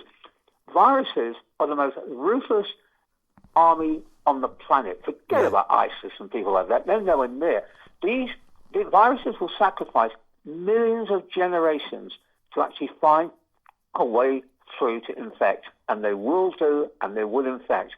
And we haven't got rid of flu. People say, flu. Flu kills 17,000 people a year in the UK alone. Yeah. Flu is still there.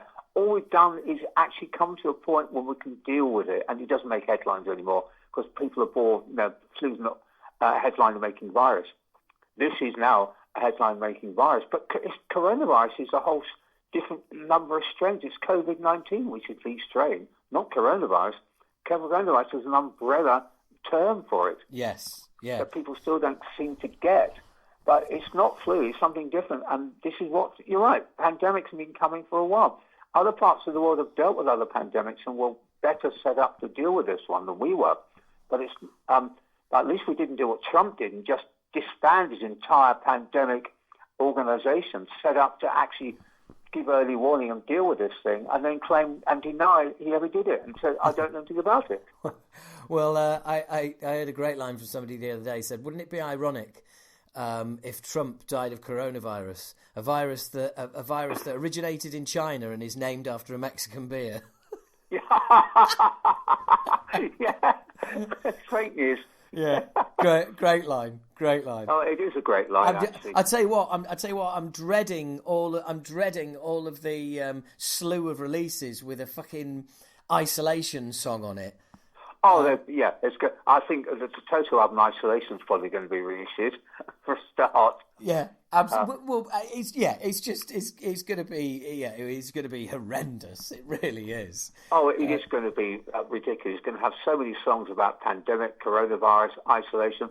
I think Coroner and Virus should both reform and go out on the road and do a song. Oh, beautifully done, sir. Beautifully done. I think they should. I think that would be quite funny. How many people would actually not go along to those gigs? Well, we can't go to that. Yeah. That'd be a bit weird. Yeah. But, coronavirus is on tour. Hang on, weren't they just through here? Yeah, that would be tremendous.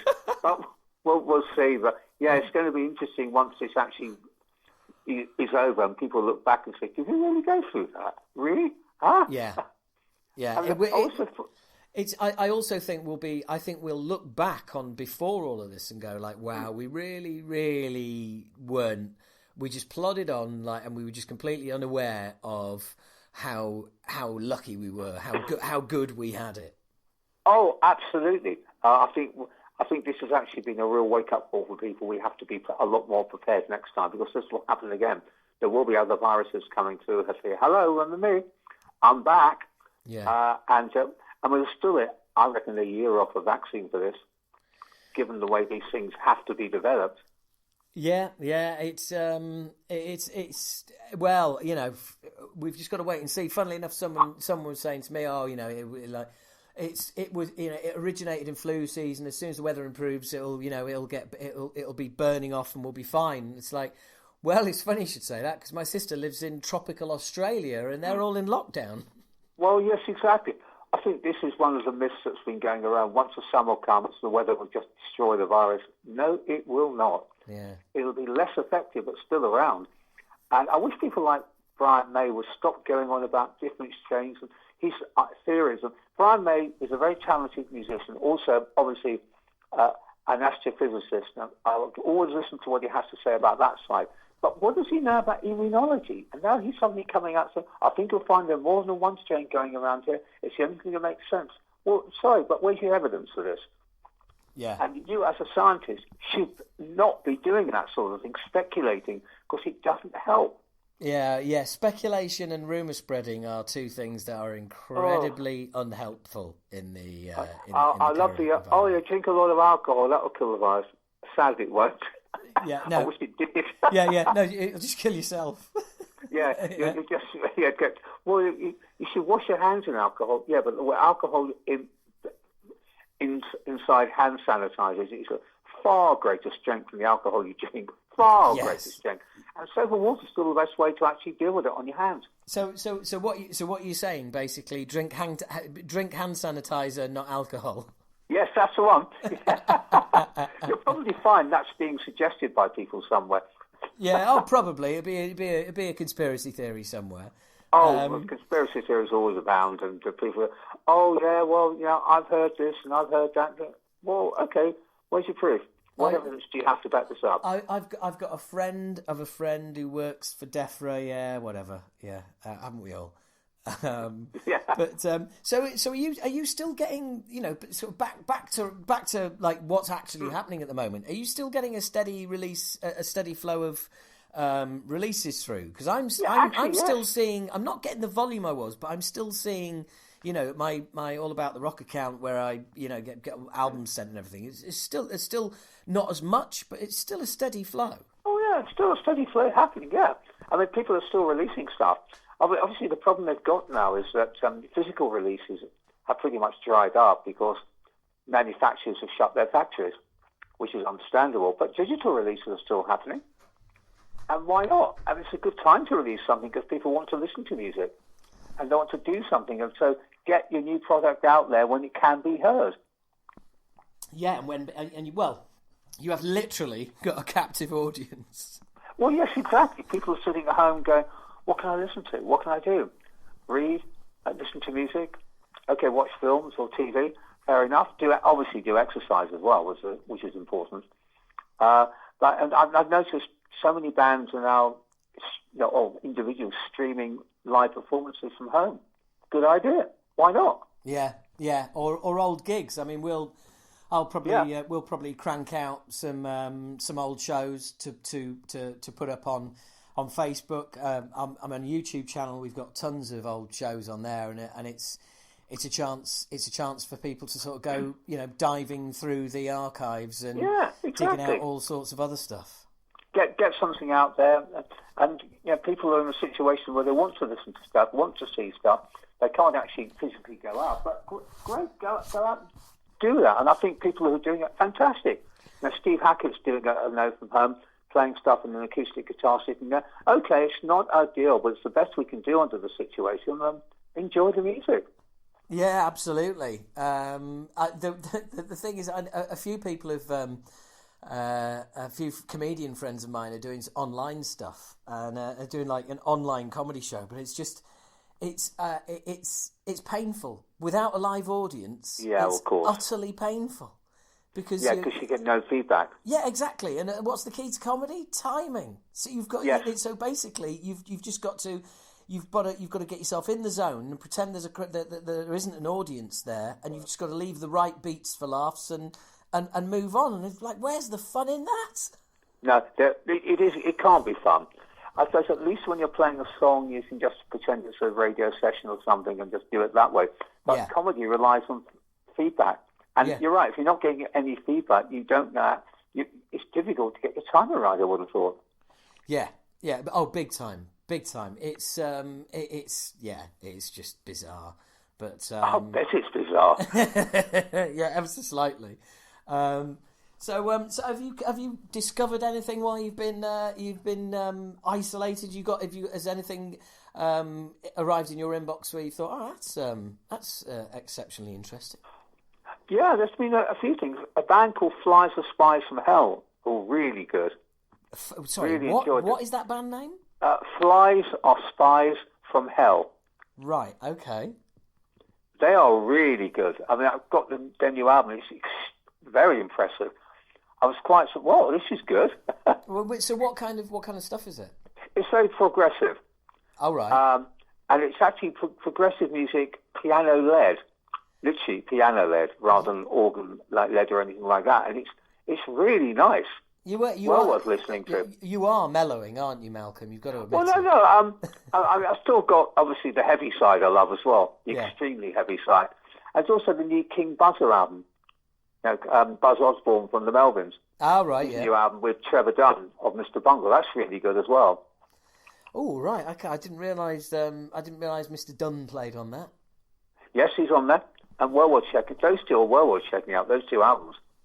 Right. Well, that's certainly something for all of our guests to get involved in. Are you doing Are you doing many interviews? Because obviously you've got you've again captive audience. Oh, yeah, exactly. Oh, yeah. I'm still doing interviews for magazine features and also sleeve notes, which is taking up time as well, which is good. So it keeps me busy. Yeah, keeps you me do. Off the streets. You do a fair amount of sleeve notes, don't you? Yeah, I do, yeah, for various labels. And that's been quite sort of hectic. So that's been easier to do, because people have to say to me, well, I'm here, so I might as well do it. Rather than saying, I'm on tour at the moment and can we do it in a couple of weeks? It's I'm at home. So how does it work from the initial approach? And when you say inverted commas sleeve notes, how does it work from the initial approach to do they say, well, this is the kind of angle we're looking at, or this is what we want you to do, or I mean, basically it's sort of can you do the sleeve notes for this album which is coming out? So what you look to do is talk to people about the making of the album and the circumstances around it. So it's that specific. It's not about a career of a band, unless you're doing an overview for a compilation. But usually it's a case of talking to musicians about, okay, this particular album, what do you remember about making it? And sometimes it's difficult. You're talking about more than 50 years ago. How the hell do you remember anything from that? Yes. But so it's like that. So you just track down some of the musicians or producers involved, and talk to them about their recollections of that era. Yeah, and I would imagine basically you can only go with what some people remember more than others. So you literally. Well, yeah, and also it's amusing when you talk to people and they have different stories to tell about situations. All right, you get the same story but from different points of view. Yes, exactly, and I suppose there is each is as truthful and as honest as the other. And the truth probably lies somewhere in between. But you do get some people say, "Oh yes, I remember we did this and such time," and someone else said, "No, that's not what happened." My recollection is this is the way it happened.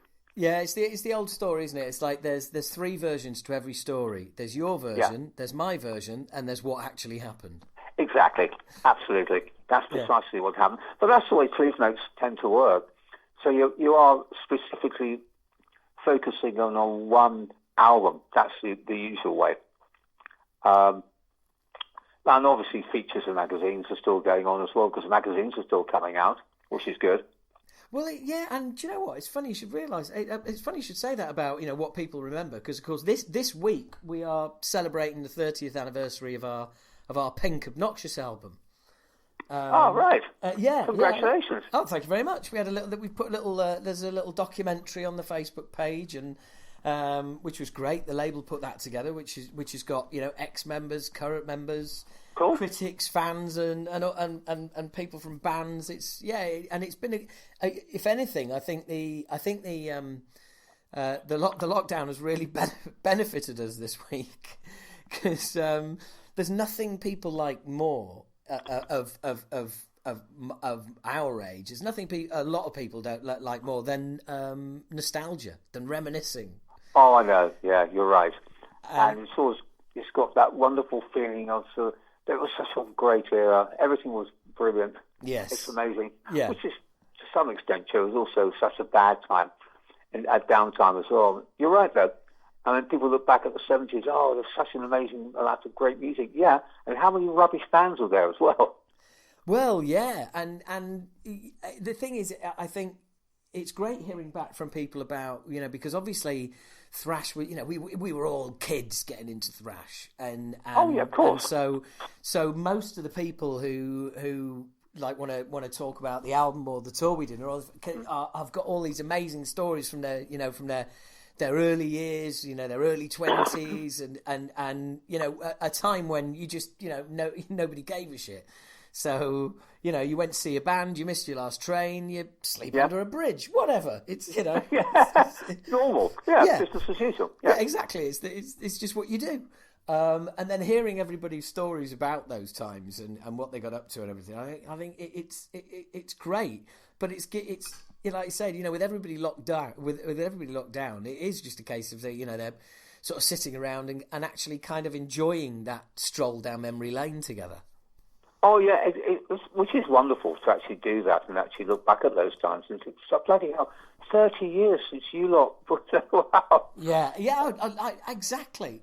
Quite astonishing. And to sit there and read the comments and you see people start who go like, oh hello, I was at that one. Yeah, I was. Oh, hang on, and you seeing all those conversations take place within the thread is just it's great. It's really, really heartwarming. Oh, I bet it is as well. Because, I mean, in my mind, still 30 years ago should mean 1970. It's something, no, that's 50 years ago. 30 years ago is 1990. Wow. I know. Well, do you know what? You're absolutely right. I mean, I always think of things like, to me, right, Euro 96 was 10 years ago at the most. Yeah. Well, yes, exactly. It's so clear in your mind, but you think, well, coming up to its quarter of a century. Wow. Exactly. And also, and I think back as well and think like, well, 96. That only seems like very long. And you think, well, hang on, that's pre Michael Owen. That is. Oh, hang on, I was 26 and now I'm 49. Oh God, yeah, it was a long time ago. It is a long time ago. But I suppose it would just reach that time when you think bands are now coming up to celebrate 60th anniversaries, not even for 50. 60 years. Wow. It is mad, and I think it's. I mean, we had a similar conversation to this at one point. I think when Dio passed, which is the fact that because it is a reasonably young genre, metal in general, compared with most other traditional forms of music. That we're the generation that are going to be around long enough to see the actual innovators pass on. Sadly, you're right. It's obviously going to happen more and more, and it's life. You just have to accept it. I mean, someone the other day said to me, and I was quite taken aback by this, saying, "Did you meet Fleur Linnet?" I said, "Yeah, I met him a couple of times." I said, "Wow, you must be one of the very few." I said, "Really? Oh, come on. A lot of people met Linnet." But then you think, actually, this person came from a later generation, so to them, Linnet is an iconic, mythic figure because they didn't have that sort of personal connection to draw on. Yes, yeah, and it's that era thing as well, isn't it? Oh, God, yeah. I mean, the eras now, you think that sort of Metallica next year will be celebrating their 40th anniversary. Oh, bloody hell. I mean, you think, wow. I mean, they're coming up to 40. Priest are celebrating 50. I mean, Maiden are well over 40, and I mean, they're a few years off 50 yet, to be fair to them, but they're still well past 40. And these bands are sort of, they have long histories now, very long histories. Yeah, and it's well, it's the passing of time, isn't it? It's unstoppable, and it's great because otherwise, time doesn't pass. It means time's over, and that's bad news. Yes, it is. But the thing is that we can look back with a lot of pride, humour, and embarrassment on what happened in the past. What everyone does. That's inevitable. Yeah.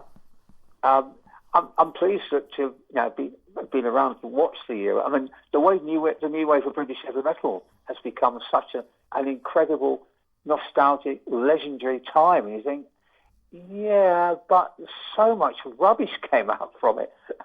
Yes. Yeah. And yet, in certain parts of the world, like Germany, any band associated with the Wobben is regarded as being massive. Yeah. And you think, wow, okay. Yeah, it is bizarre. And the thing is, it's. I was talking to somebody the other day, and I kind of. It's hard to get my head around the fact that, and you'll appreciate this. We remember when there was just there was heavy metal and hard rock, and that was about it. Yep. In fact, absolutely. it was Johan, singer from Candlemass, we were talking to about this because he's into all of his trad, real trad bands. But yeah, he was saying it's it was there was heavy metal. That was it. Oh yeah. Absolutely. And you look at that family tree now, and it's like, wow, this this all happened over the last kind of 20, 30 years, really. Well, it has. You're right. And suddenly you found subgenres and subgenres, and everyone's got their own genre, and it sort of gets incredibly confusing. It's just really fractured the whole thing and fragmented it into different little areas. And you're right. Whatever happened to just metal and rock? Yeah, I know. It's mad, isn't it? It's absolutely so much mad. Simpler, happy days. Well, maybe not. I don't know. But it is remarkable the way things have just really opened up.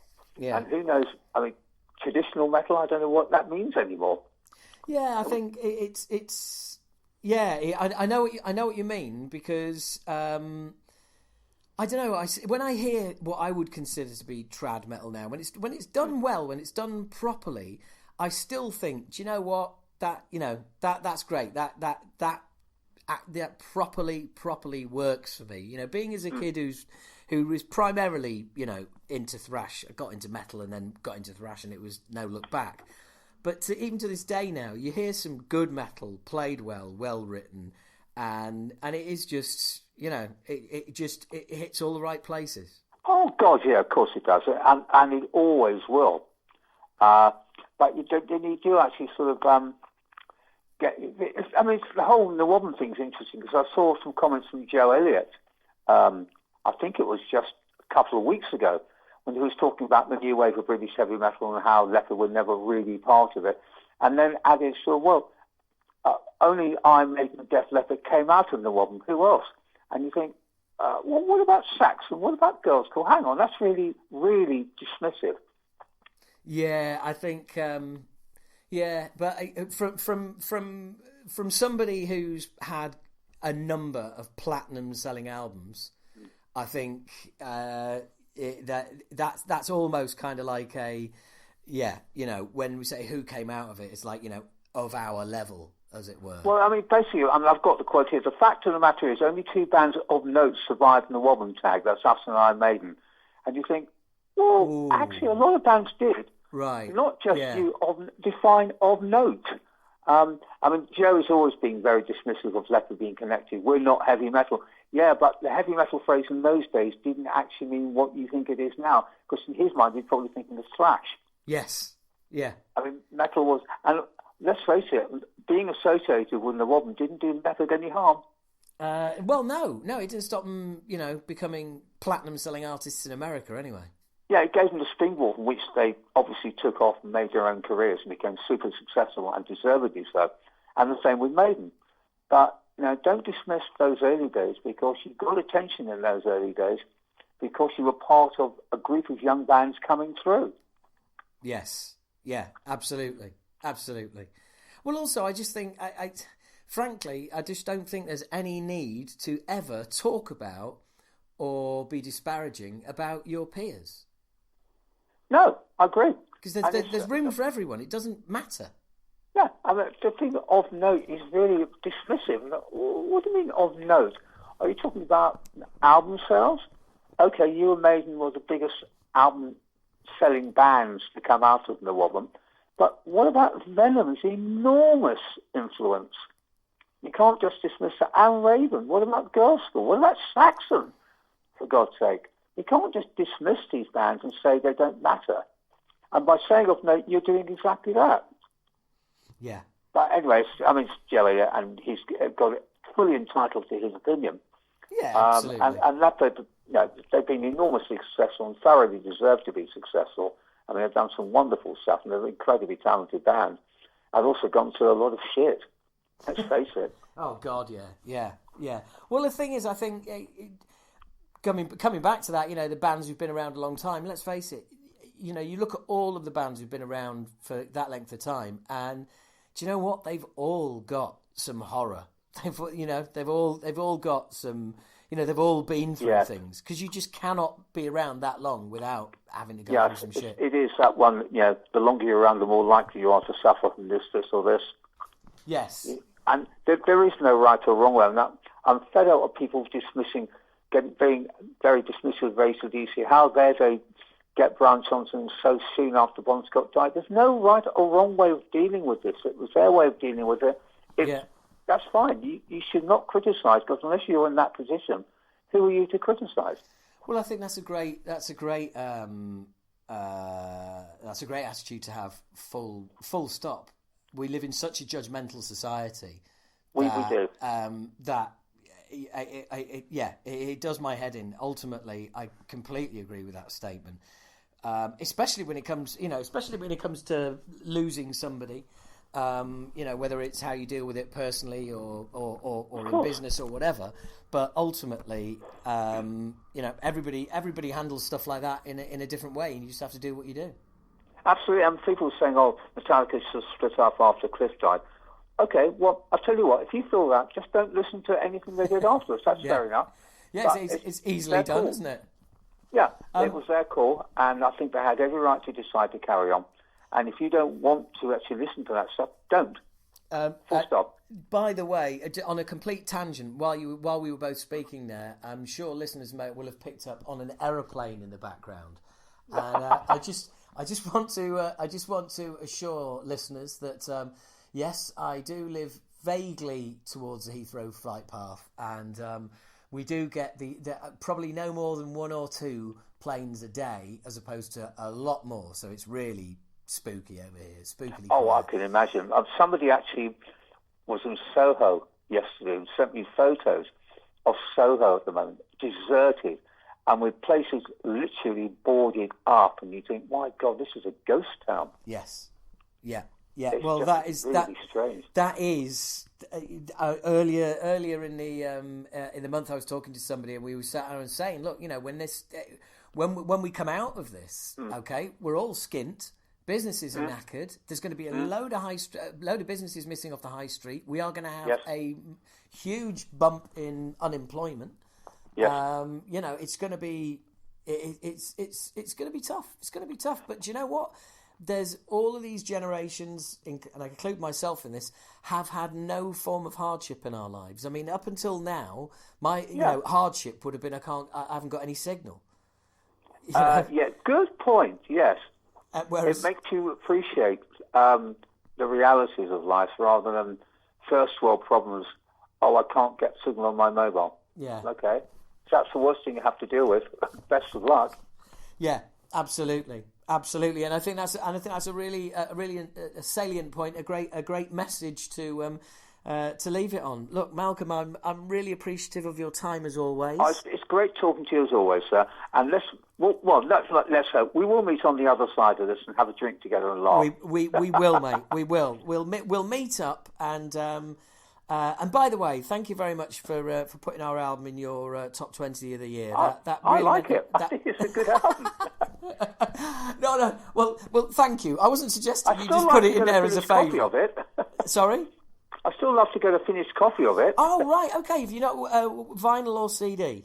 Oh, right. Either will be fine for me, thank you.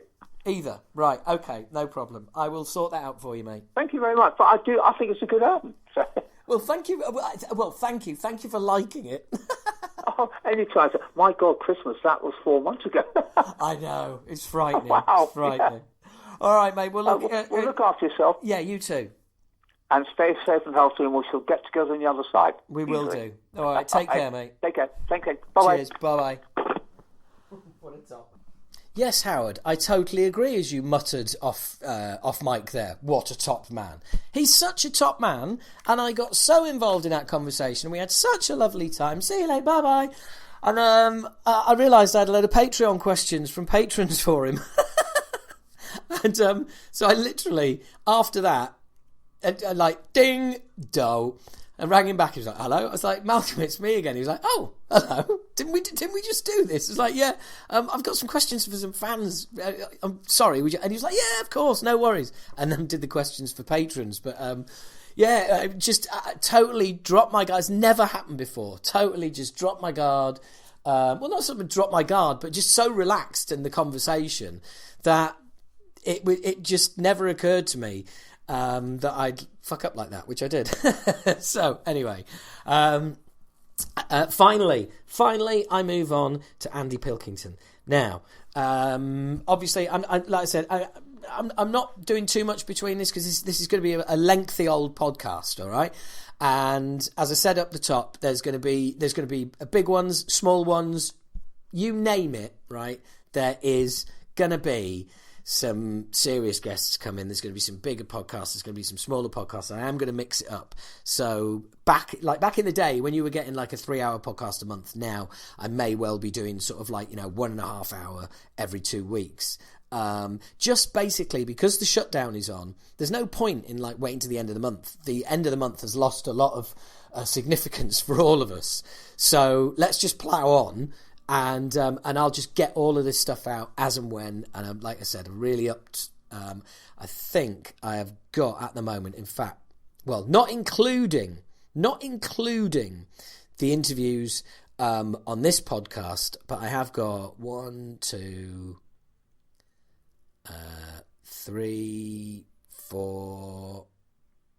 At the moment, I've currently got 4 interviews in the can.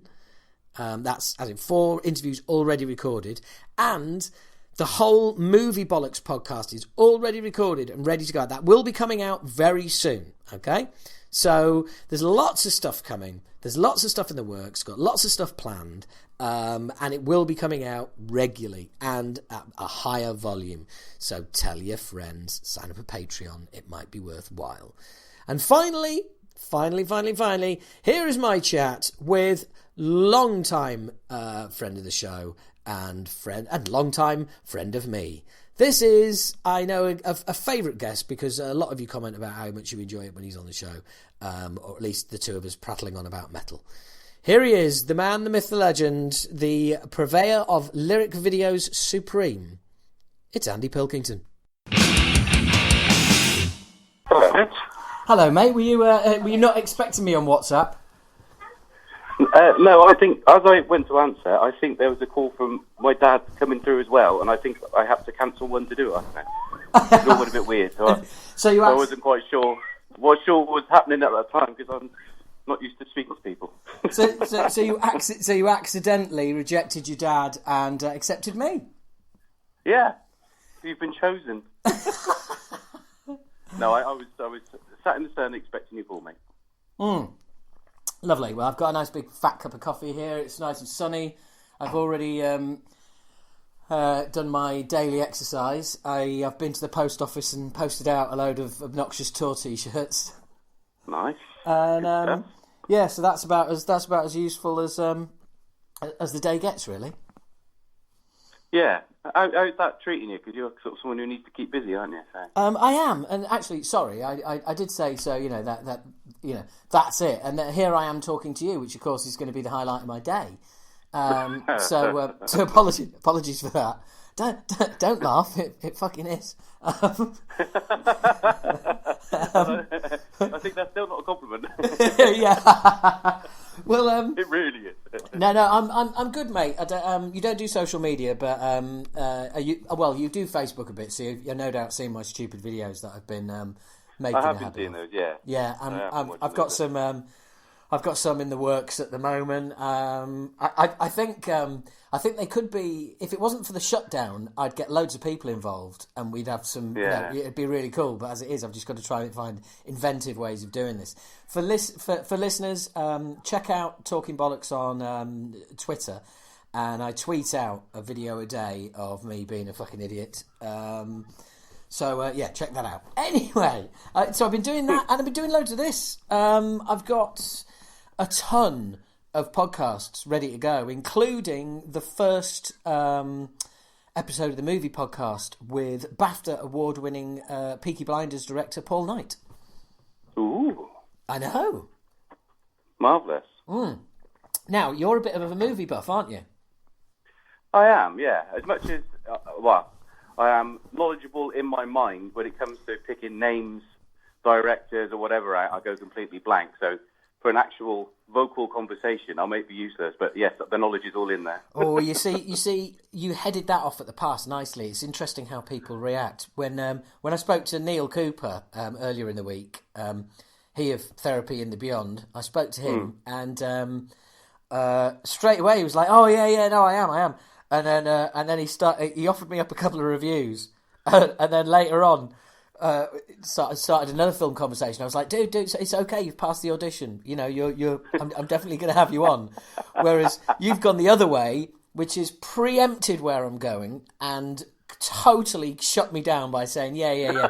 Don't expect me to talk about movies, you cunt. Oh dear.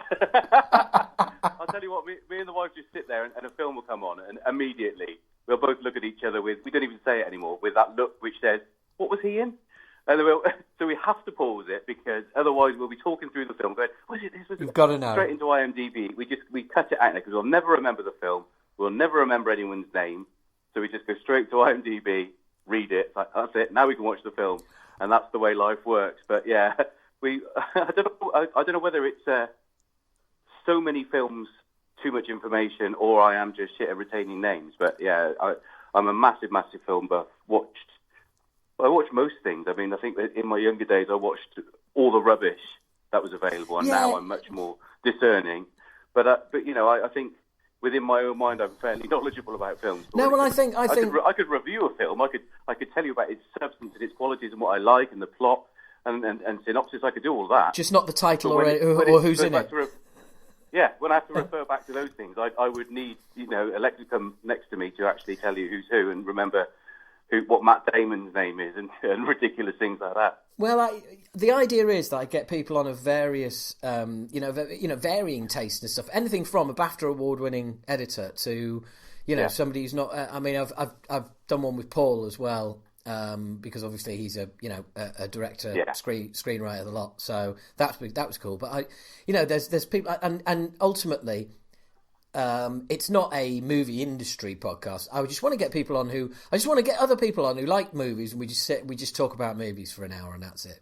So, well, I can definitely talk about movies for forever, but okay. Like I say, no, that's good. May escape me, and it'll be a lot of and ahhing, but that's good, because I think sometimes people are going to be listening to just like they do to like me and you now, sort of two guys geeking over metal. They'll be listening to two guys geeking out over movies, but then at other times, hopefully, I'll be able to reach out and get. Oh God, I said reach out and get a few people, from in the industry in as well. So I'm talking to a comedy writer at the moment that I know, and so we'll see. Anyway, look, this is the first fucking 5 minutes, and all we've done is talk about a podcast that I haven't done yet, or that we haven't done yet.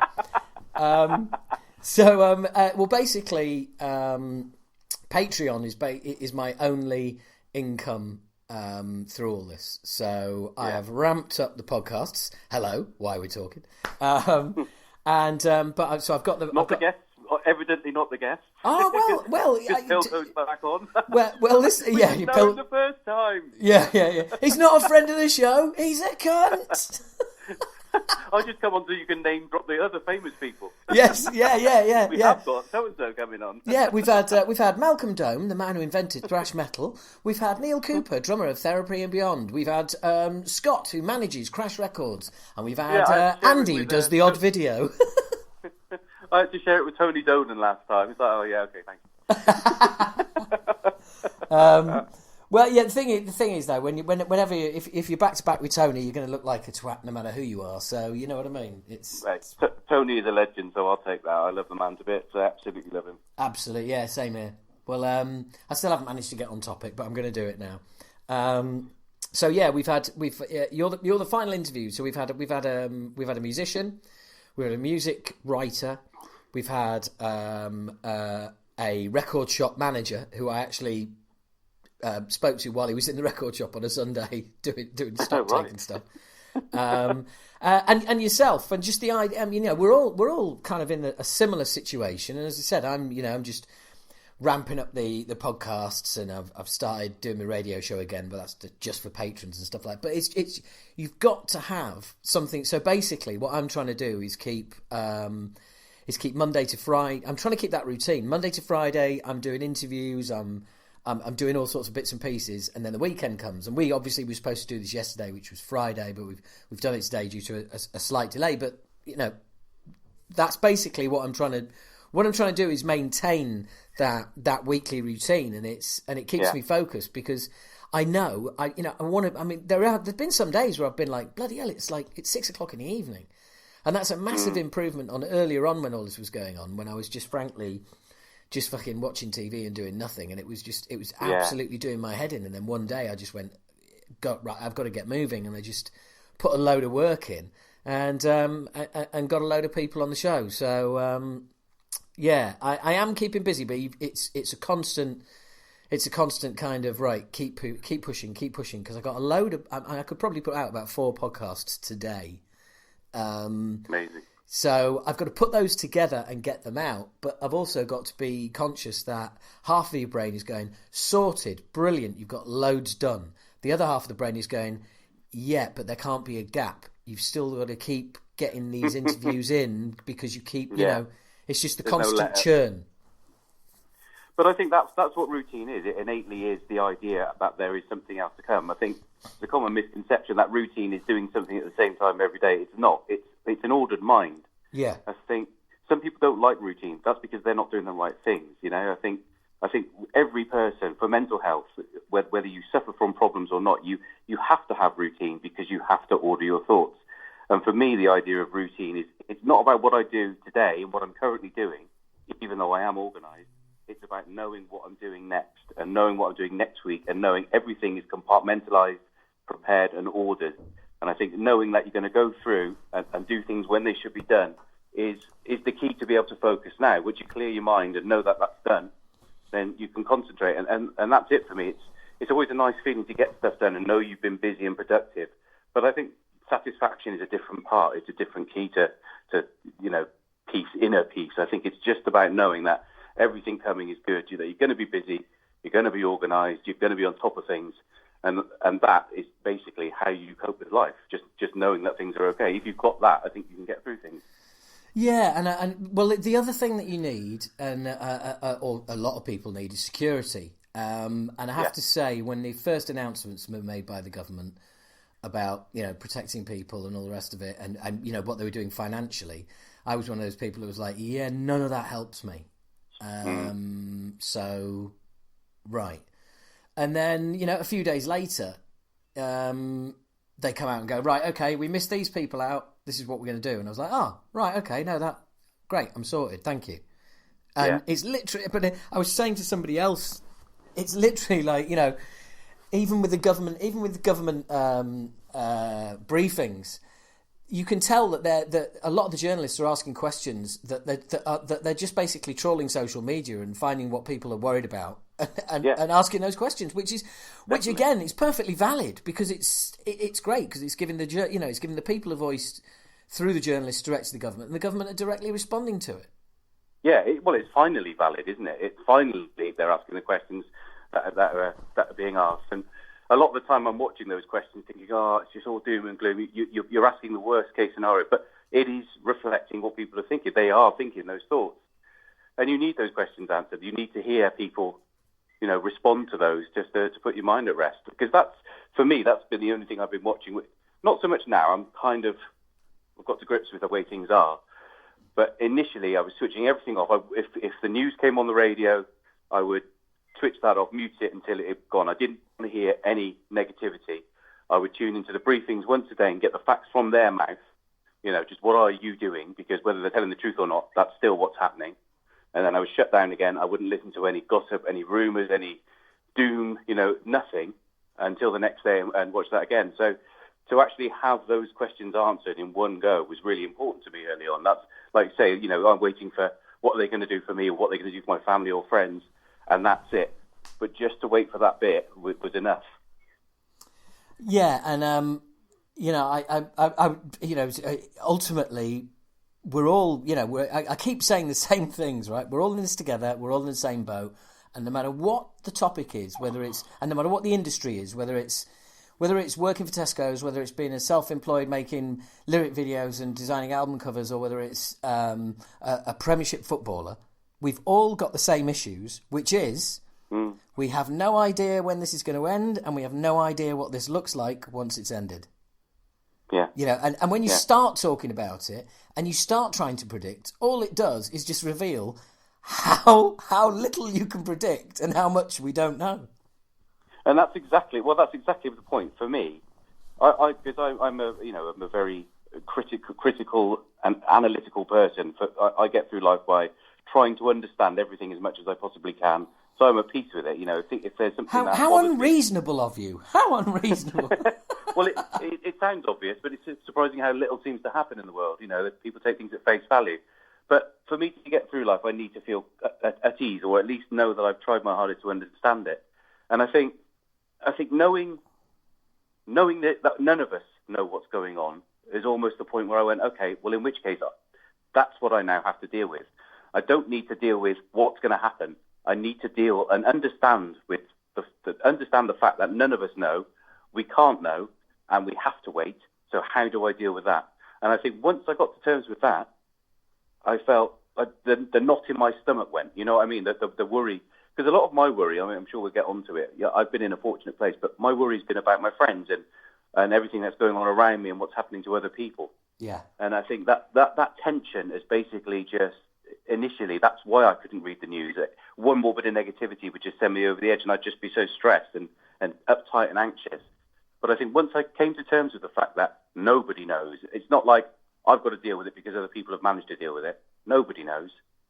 I was okay. And it's like I really have to switch off I've got to reverse the way things I do it. So what I was talking about earlier, about knowing what's coming next, knowing everything's going to be all right, I had to reverse that and think, no, I need to know that I can get through today. As long as I have got money for food and that toilet roll will be available somewhere, those little, the practical details, once that was solved, I just managed to sort of look at things day by day. And, I think I look at my kids and think they're happy today. They're going to be busy tomorrow. We'll work out what we're going to do tomorrow. I've got work today. I'll have work tomorrow. We'll see where it goes. The weather's good today. Will it rain tomorrow? Will it be just to flip things around and look at things in the very, very short term, because there was no other option. I think once I persuaded myself, there's nothing I can do about any of this, there was a little bit more peace. In many ways, I'm probably more chilled out about life than I have been in a long time, because I know there's nothing I can do. I can't compete with myself. I can't compete with others. I'm not trying to achieve things because there's nothing there to compete with. There's nothing there to achieve. It's literally a case of switching off and getting through things until things change. And for me, I've just sort of managed to get myself there, really. That's where I am now. Well,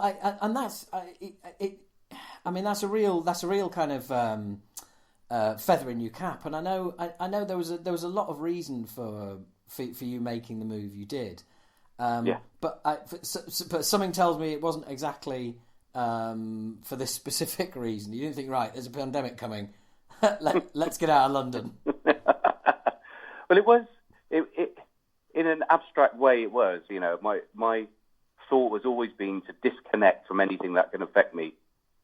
If I don't have to be affected by something, by people, by debt, by systems, whatever, and all through my life I've worked through that. I think coming from when I grew up, it wasn't a terrible childhood, but we did have to think about money. We did have to think about where food and electricity was coming from. We were cold at times. There were times where we went through all these things that no one should go through. And I think all my life I've basically sought the opposite. So if I can ensure that I've always got the comforts I need to provide for my kids, if I can avoid the crippling debt that I saw, people knocking on the door asking for money when I was a kid. So I've always worked away from things, and I think that's driven me into my career and my ambition and my work ethos, that I need to be self-sufficient. It's not a need for nice things, it's a need to not rely on other people. So I think when I got to the point where, London was very good to us, and I love London. I loved everything about my job, my friends, yourself included, obviously. My house, where I lived, I loved all of it. But I was still relying on things. There was still a mortgage there and things like that. So for me, being in a very fortunate position where I could sell a very small but expensive house in London and move to a bigger, cheaper place elsewhere because of, my work commitments weren't localized, I could remove the debt. And to remove the debt means remove the reliance on the government, remove the reliance on, facilities and what other people can give me, and basically just provide for my family myself. And if my job is secure enough and long-term enough, then nothing ever should affect us. I'm away from the effects of. I think one of the key things now I'm thinking about it was when there were the riots in London, and when that came through Ealing, where you and I were, and I could hear things burning at the end of my road. That night, we brought home my youngest daughter from the hospital. We just had this baby, and we just didn't know whether people were going to storm through our garden and set fire to our car and all this stuff. And I realised that people could affect me too much. And I think at that point, for my sanity, for what I need out of life, I just need to move away from people and basically be in control of myself. And I think that's what I've got here, is this sort of security blanket of space around me, just to move away from the direct influence of people and things. And it's paid off now. A very literal thing has happened where proximity actually matters, and that debt matters as well. The fact that when, as you were saying, these measurements for financial packages were announced. Obviously, I was very concerned. Should my income drop, I need to be catered for, and I wasn't being. But I was in a position where the sort of people who employ me will continue to employ me, so I didn't have the same worries. So I think my overriding concern for life and my subconscious target to move away kind of all clicked into place when this happened. And it demonstrated to me that I wasn't being paranoid, I wasn't being overly cautious, that, this is the kind of buffer that I needed from life. So if something does go wrong, I can retain that element of control. So yeah, in a way, I was planning for this, but I just hadn't quite realised it was going to be so specific and so huge, Yeah, I mean, it's admirable that what you've done for your folks, but also obviously for your family. But obviously, there's there was a lot of reasons for you personally wanting to do it that all jived. But when it comes to the current industry, I know. I don't know. I'm thinking you're maybe in more of Malcolm's court, because Malcolm is finding himself sort of as busy as ever. Neil has had to close Neil's had to reschedule tours. He's had a touch of the COVID-19, and also and then Sean at Crash is trying to promote the online business a bit more, which is starting to take off. But I just wanted to get an idea of where you're at, because I know where you're at, because initially you didn't want to come on here because you said everything's going great.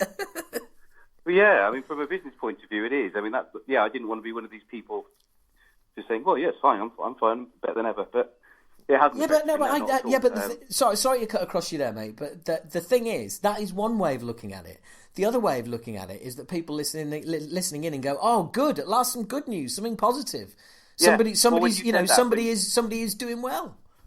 Yeah, when that was your response to me when I initially demonstrated your concerns, that made me think of it in a different way. Yeah, and Yeah, and I guess I would like to hear that too. But I am in a well, nothing's changed business wise. I probably am busier. I think the nature of working for a lot of unsigned bands is they didn't have the money in the first place, so it's not like a change in income is really affecting the way things come through. Because I'm working for people who are fighting for their money anyway, and I charge as little as I can for the work I do. So I'm in that kind of affordable bracket. So once these people, if life is changing and they're working from home, obviously what do? Is they write music, they plan the next release. They can't play live, so they're basically falling into my trap of of planning what feeds me and what keeps me busy. They want more videos. They want album covers. Sorry, mate. Sorry, I've just you said something there that I've just got to respond to. Apparently, we can play from home. What we can do is all we need to do is we just need to all get on a Skype call or something like that, and we play a song and we record it, or we put a link out for everyone to watch. And apparently I'm a Q&A yesterday. I'm a muppet for not knowing this. I mean, I just love the fact that people who've got not a fucking clue how things work, but have heard the phrase live stream and have heard a band do it. So therefore, every single band can do a live stream performance. And it's just like have you not been listening to any like radio shows or podcasts? Where they're all saying there's a time, by the way, we can't, there's a time delay between everybody, so we can't, it's not going to be the usual cut and thrust. You have to bear this. No, these fucking blithering fuckwits just stumble through life. There will be a couple of small sacrifices, like the sound quality will be unlistenable, and we will all be out of sync. Yeah, we'll all be out of time. Will probably drop. But other than that, yeah, great idea. Yeah, I know. Why don't you just look? Here's a photo of when we did play live. Why don't you look at this? Because that's basically the experience you will get.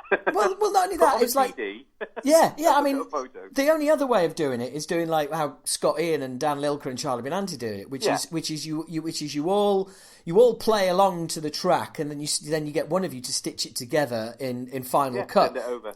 Problem with that being, A, I haven't got a mic set up in my house.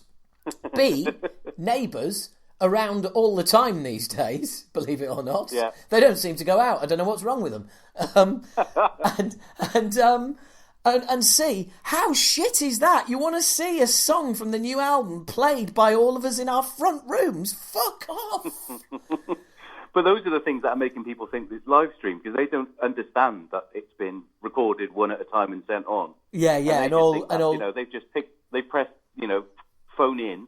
And then they all started playing, and that's it. And people just think that's how easy it is. Exactly, when it's been lovingly stitched together and edited. But look, I mean, the good news for everybody listening to this, and for the position you're in, is that it gives a glimmer of hope to the rest of the industry, or rather to us out here, sat here going like, what the fuck's going on? That look, the wheels are turning. Labels are still putting albums out. They are still going to be putting albums out. These, they're going to be putting videos out. And so, well, I've had more contact from labels, because my work is probably maybe 50%, the unsigned or low signed bands, and maybe 50% labels and events. Right. But I would think I've had more contact and more planning from labels than I normally have at the moment. So. So I think they're probably the ones who are forward planning, knowing that things, other channels they have dropped.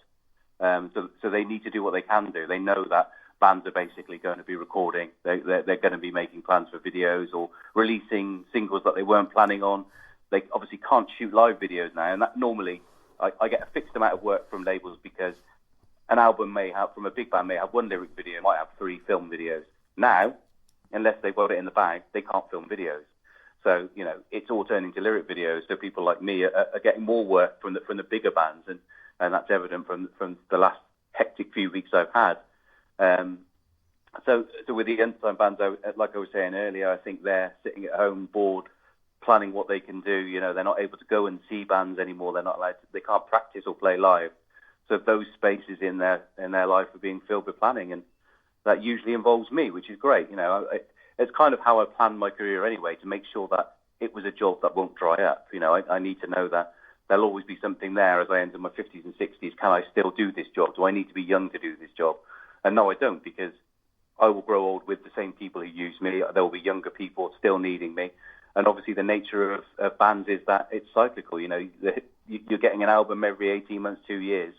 So the work never dries up, and that's just amplified at the moment. So for me, I would say I'm probably 20% busier than I was before, and I already was maximum busy. You know, it's been hectic. I'm working longer days and fitting more jobs in, and I'm very, very grateful for it. I had planned to take a month off to work on my house, which is basically how I do it. I condense all my holidays each year into a month off and go and do physical things instead of mental things. But I've had to push that back this year, just because partly I need to make sure the money comes in, but partly I don't want to say no to anyone because I know people want to do this stuff. So I see it as a positive, but it's just mental. Yeah, the amount of stuff coming in at the moment, I think it seems to be picking up as well, day by day. So this side of the industry is definitely not suffering, and I don't think it will. That's great to hear, though. That is absolutely great to hear because, again, like I said, I think this is something that people need to know. That, you know, there is life after coronavirus, or at least we hope there is. And have you got anything through? Are you actually working on like any kind of new releases, lyric videos, etc., and stuff like that right at the moment?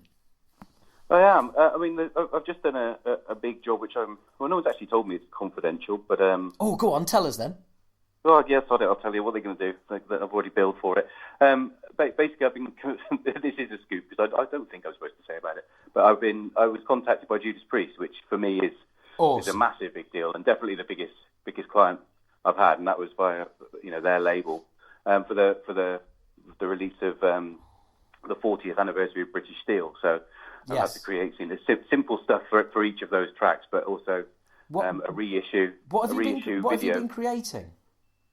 Well, there's a thing I avoid doing normally called visualizers that a lot of bands seem to like and labels seem to like, which are basically put your track on YouTube, but instead of having a still image, have it just about not still. So something moves in it, or there's some little particles floating around. And I get asked to do that all the time, and it's so dull that it's like, no, not for me, thanks. But they needed the whole album, bar one song, done as visualizers, but a bit more interesting. And obviously, as it's Judas Priest, then I'm a lot more interested. So I've done some sort of basically slightly moving backgrounds to sit on YouTube for their remasters. But I've also done one new video, and I won't say which one that is, just in case that's what gets me into trouble, because they haven't announced the specifics. But one of the tracks is being re-released as a single, so I've had to do a classic in my own way as a lyric video, which has been brilliant. It's been a lot of fun. So I spent a bit longer than I do normally because I set myself a limit. I think I've mentioned it before on a podcast of 2 days for a lyric video, so I don't get bored. But this one went on a little bit longer because it was a bit more involved. But obviously, knowing it's for a big band, it was quite a big deal for me. So that's been pretty exciting, and yeah, another tick in the box of one of my ambitions, really. Oh, that's awesome, man! That's really cool. But it's also interesting on the back of the fact that recently I was picked up by KK Downing to be his artist. And I don't know if anyone around that circle would see that as a conflict, so I didn't mention it to either of the parties. But so KK came to me to do his new logo and his artwork, and I'm a massive fan of him in Priest and as a person anyway. He's a lovely guy and an amazing guitarist. But then for Judas Priest to come in after as well, it's kind of a weird one for me. So that all happened just as this kicked off. So on one hand, I'm blown away by the positivity of my work. On the other hand, everything's going on around me, and I'm like, am I supposed to be happy about this at the moment, or should I be?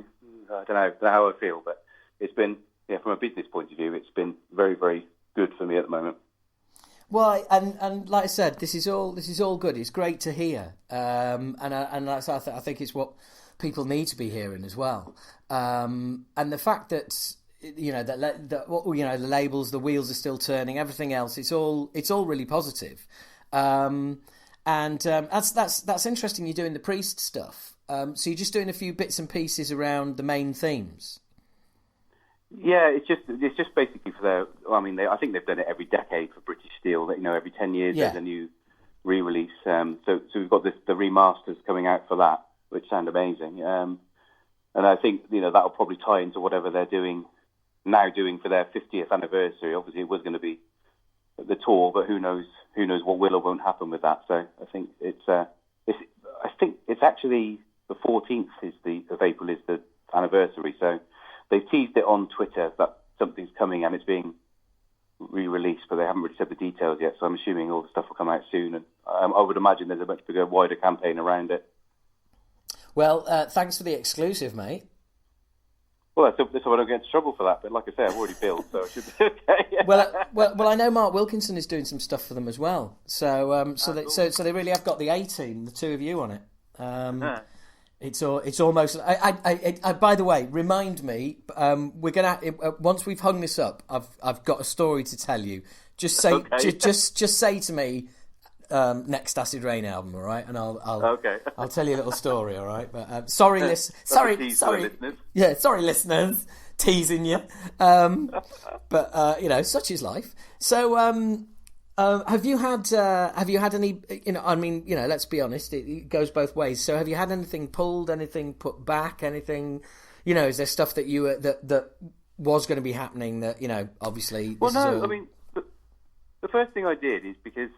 My business is built on relationships as well. Like I've said before, it's not financial. It has to be financial to a point. I have to cover my bills. But compared to, where I was previously in my career, I make far, far less income from doing what I do. But it's about so much more than money. Once I've paid the bills, I want to make sure that if I work with someone, they come back to me. It's about job satisfaction. It's about their satisfaction. It's about perception, making sure people like what I do. They like how I act. And it's really important that I get on with all my clients. So the first thing I did is I let people know if anyone's got any bookings in, I'm happy to move them back, cancel them. If people are worried about money or whatever, I didn't know what the implications were going to be. I'll refund your deposits. You can do what you like. Don't worry. I'll be flexible. And I think I had one or two people who, put jobs back a couple of weeks just to wait and see what happens. But other than that, nobody did. Nobody took me up on it. I think people were grateful for the option, but I don't think it's really affected anybody from what I see in any practical sense. Because no, I've had no cancellations at all. Just a couple of things shifted around. Well, maybe one or two very little jobs. Like logos work and stuff. That projects, bands were side projects they were going to kick off. They can't do now because they can't practice together. Stuff like that. But in terms of the major jobs, nothing's really changed. So, which is really good to see because it obviously means bands are still able to. The core stuff that they're doing is still moving ahead, even if they can't get out and play it. Yeah, it is, and I think it's a time for creative people who get their. You asked me kind of early doors, like how you getting along. Are you busy enough? And it's from a mental health point of view. I think there is a big impact on the inverted commas artistic community. I'm not for a minute saying that performers etc. are any more important than anyone else. We're all suffering with the mental health because we're all trapped in fucking boxes and we're not supposed to be. But I think it is, it's put it this way. I'm glad I got my ADHD medication in January. I'll fucking tell you that. Yeah. Well, that's one of the first things I thought. I'll be honest about the way I see it, and I hope this doesn't offend anyone. I believe it's a genuine observation, but I'm convinced there is more mental health among musicians than any other industry I've ever come close to working with. I mean, it's just a huge amount of it. And I immediately just thought, all of my friends, who require medication, are they going to be able to get it? That's what worried me straight off. I've got a couple of very close friends who rely on medication. Think, are you all right? Can you get this? And they didn't know at that point. And I think that was an immediate concern about, the practicalities of mental health, let alone having to deal with things. It's like, do I have the tablets? Can I actually function? But it seems to have been okay for people, I think. Yeah, I mean, I mean, the whole, hour out the house exercise and stuff is vital. Yeah. That's absolutely vital. And in fact, is the reason why we put off our call yesterday, because as you said, you wanted to get the kids some exercise, which is great.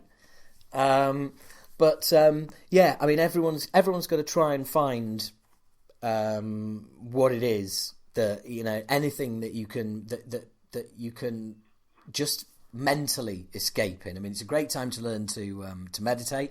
Says the man who just can't fucking do it. You know, watch those movies you've always wanted to do those jobs you've always, you know, you've always wanted to do. And in my case, try and get hold of those people to interview that you haven't been able to interview before. Yeah. So in other words, just stalking people online. That's how I pass the time and deal with my mental health. Well, at least they can't tell you they're busy now, can they? That's the thing. You know where they are. Well, they can't not answer the phone.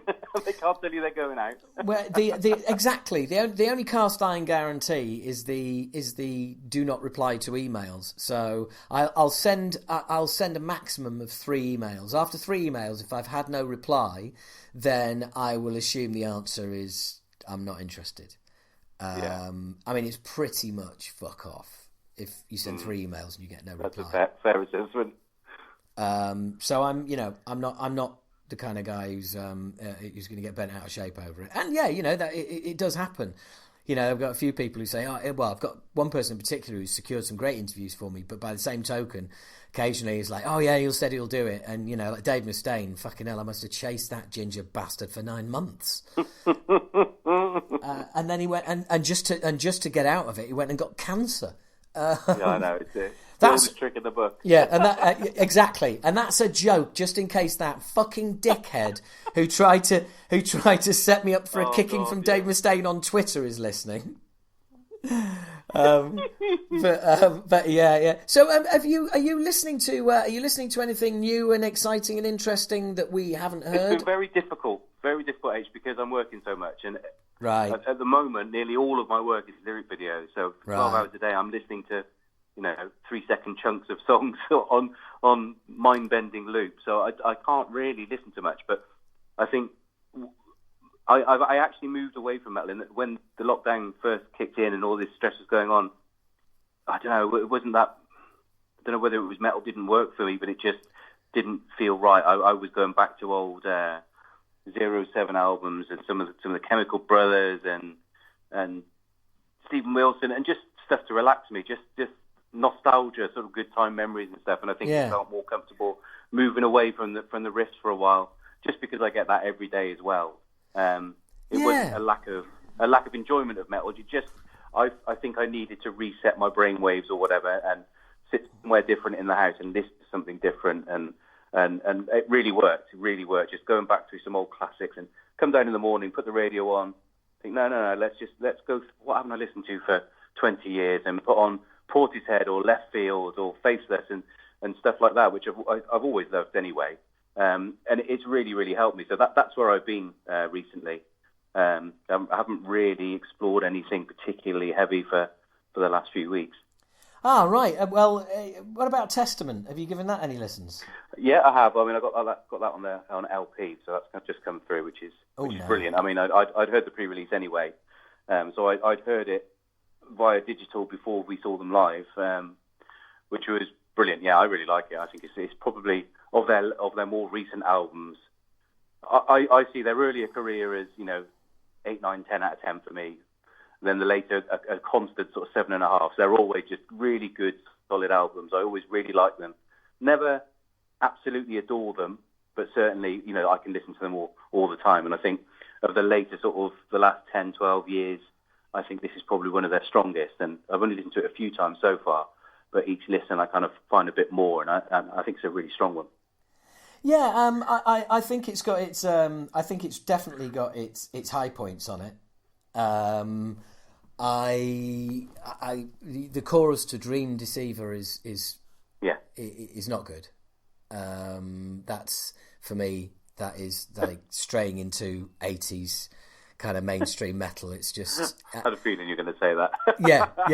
Well, it is. It's like slipping back in time. I don't know what I don't know why, but that song just smacked me between the eyes. Like, what the fuck?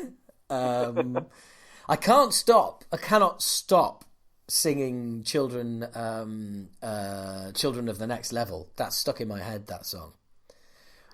Which is a shame, because whilst you've got Children of the Next Level, which is a great line, you've then got Chilling with the Devil, which is atrocious.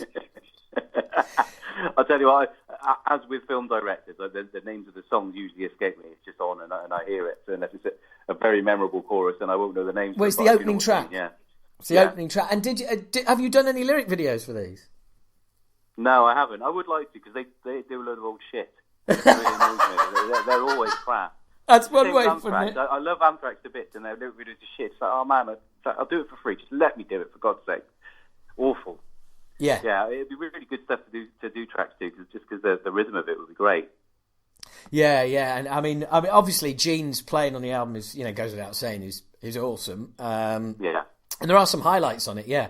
Would you say, where would you rank it in their since they've been back albums? It's difficult though, because for me, the way I digest Testament is I don't put it on album by album. I tend to, when I want to listen to Testament, I'm usually in the mood for the classic. So, Legacy, New Order, Practice What You Preach. Yeah. Sometimes Souls of Black. Even though I hate the production, the memories of that are really good, because it was the Clash of the Titans era and good memories and really catchy songs. And for me, I go back and listen to those albums when I fancy it. But everything after that, maybe not Low, because Low's kind of cool in a different way. But I tend to just put all of Testament on. I'll go on Spotify, put it on, a randomized track selection, and it'll play through all sorts of stuff. And I kind of enjoy it that way, and it's different each time. So I don't really consume them album by album, and I don't really judge the albums individually, because I don't think they're classics. I think they're solid, really good tunes, but I don't really ever want to think, I'll go through and put The Ritual on. I think that's what I fancy now. I think I'd probably never listen to them if that were the case. It's that's just not how it works for me. But do you think, here's a question, do you think that it is actually possible for any of these bands, to release a classic album on their return, or in the second half of their career? Because when we initially heard these bands, we were impressionable ages, musically impressionable ages. Yeah. Never heard anything like this. So once so isn't it virtually impossible for these bands to recapture past glories and put something out that makes you go, right, no, that is a classic, that is up there with the original stuff they put out, because of the age we were when we first got into that stuff? I'm not sure. I think for me, I think Anthrax have done that, and I know a lot of people very much disagree, and I think there's a lot of different reasons people like or dislike Anthrax. They do or don't like, Bush versus Belladonna. They don't like old or new. But for me, all the way through, I really loved every single Anthrax album. And I think the last two, for me, yes, they can't be the classics, because, Among the Living is Among the Living. Spread Disease is Spreading Disease. That's that. But there's elements in there that I go back to. I listen to the more recent stuff far more than I listen to the old stuff now, just because there's so much more in there, and, yes. And I'm genuinely really excited about the next album.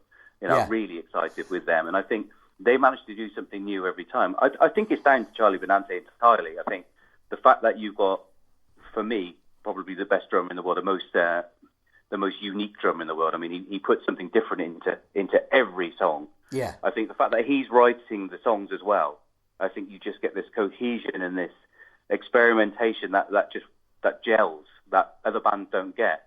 And I think it's maybe just the songwriting process, the fact that, Belladonna just turns up and does his old man warble on top, and it doesn't interfere with the music in any way, and it's great. So for me, I think that's probably as close as you can get.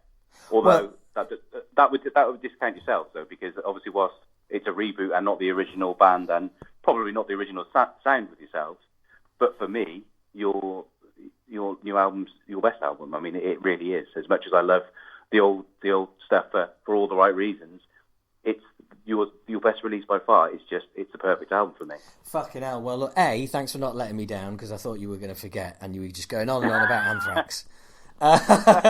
No, wow, that is awesome to hear. Thank you, mate. And funnily enough, halfway through asking that question, I thought, oh, for fuck's sake, this really does look like I am hanging out for a compliment here. It really does. That was not the object of the game. But well, look, mate, I'm not going to keep you any longer. But remember, don't hang up because we've got a little conversation to have. But Secrets. Look, hang on in there in the wilds where you are. Love to the fam, and thank you very much for taking the time, mate. Always a pleasure, mate. As always, a genuine joy to catch up with Andy, as it always is. And that is the final interview of the Corona Chronicles. Look, guys, thank you very much for listening. One thing I wanted to say was, I know there's some repetition in there, but when you're kind of talking about the same subject with people, it's difficult to not stray into the same conversational territory, and everybody obviously has a different take on things, so it's always worth going there. But look, I am going to be knocking these out. I am coming up to 3 hours now, and there's going to be more coming at you. There is going to be more coming at you this month. There'll be another podcast within the next 2 weeks. Really am ramping up the production as previously stated. And if you want to get all the extras, it's patreon.com/Howard H. Smith, because basically that is the only income I have got at the moment. So if anybody can help me out, I'm literally sat here with my cap, aren't I? Just holding it around, hoping someone's going to throw some coins in. Brilliant. $5 a month. Cheap as chips, and I'm going to keep you occupied. So, also follow the Twitter account at Talking Bollocks with a Z on the end, not an S, because I've got some really cool fucking stupid videos up there, and I'm going to be knocking them out every day during this. Well, pretty much one a day. But anyway, guys, look, I really appreciate you taking the time to listen to this. Thank you to all of my patrons, as always. Thank you to all of you for listening. Please share the podcast. Encourage people to subscribe. And, I started with it. I'll finish with it. Let's all keep washing our hands. Oh, by the way, no, actually, I've forgotten something. I've got to play you this. This happened earlier. And I thought, shit, is it going to be like this all morning? This is how my new neighbours downstairs, notice how my voice has gone quiet so they don't hear me. This is how my new neighbours downstairs decided to start the morning.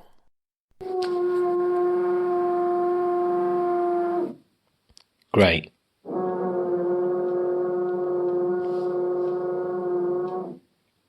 When you have new neighbours move in the middle of self-isolation, and they decide to, rightly, as they have every right to do, make the place their own. Unfortunately, it's also like living above a fucking dentist's fucking studio. What a pain.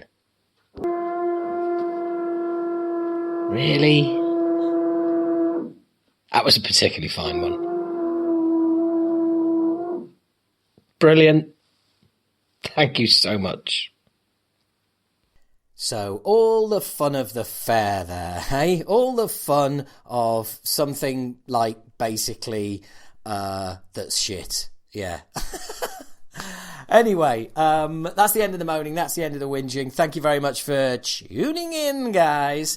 I will be with you very soon. Not next month, just a couple of weeks. Stay safe, stay indoors, keep washing your hands, and let's all make sure we're still alive for the next podcast. Take care, guys. Speak to you soon.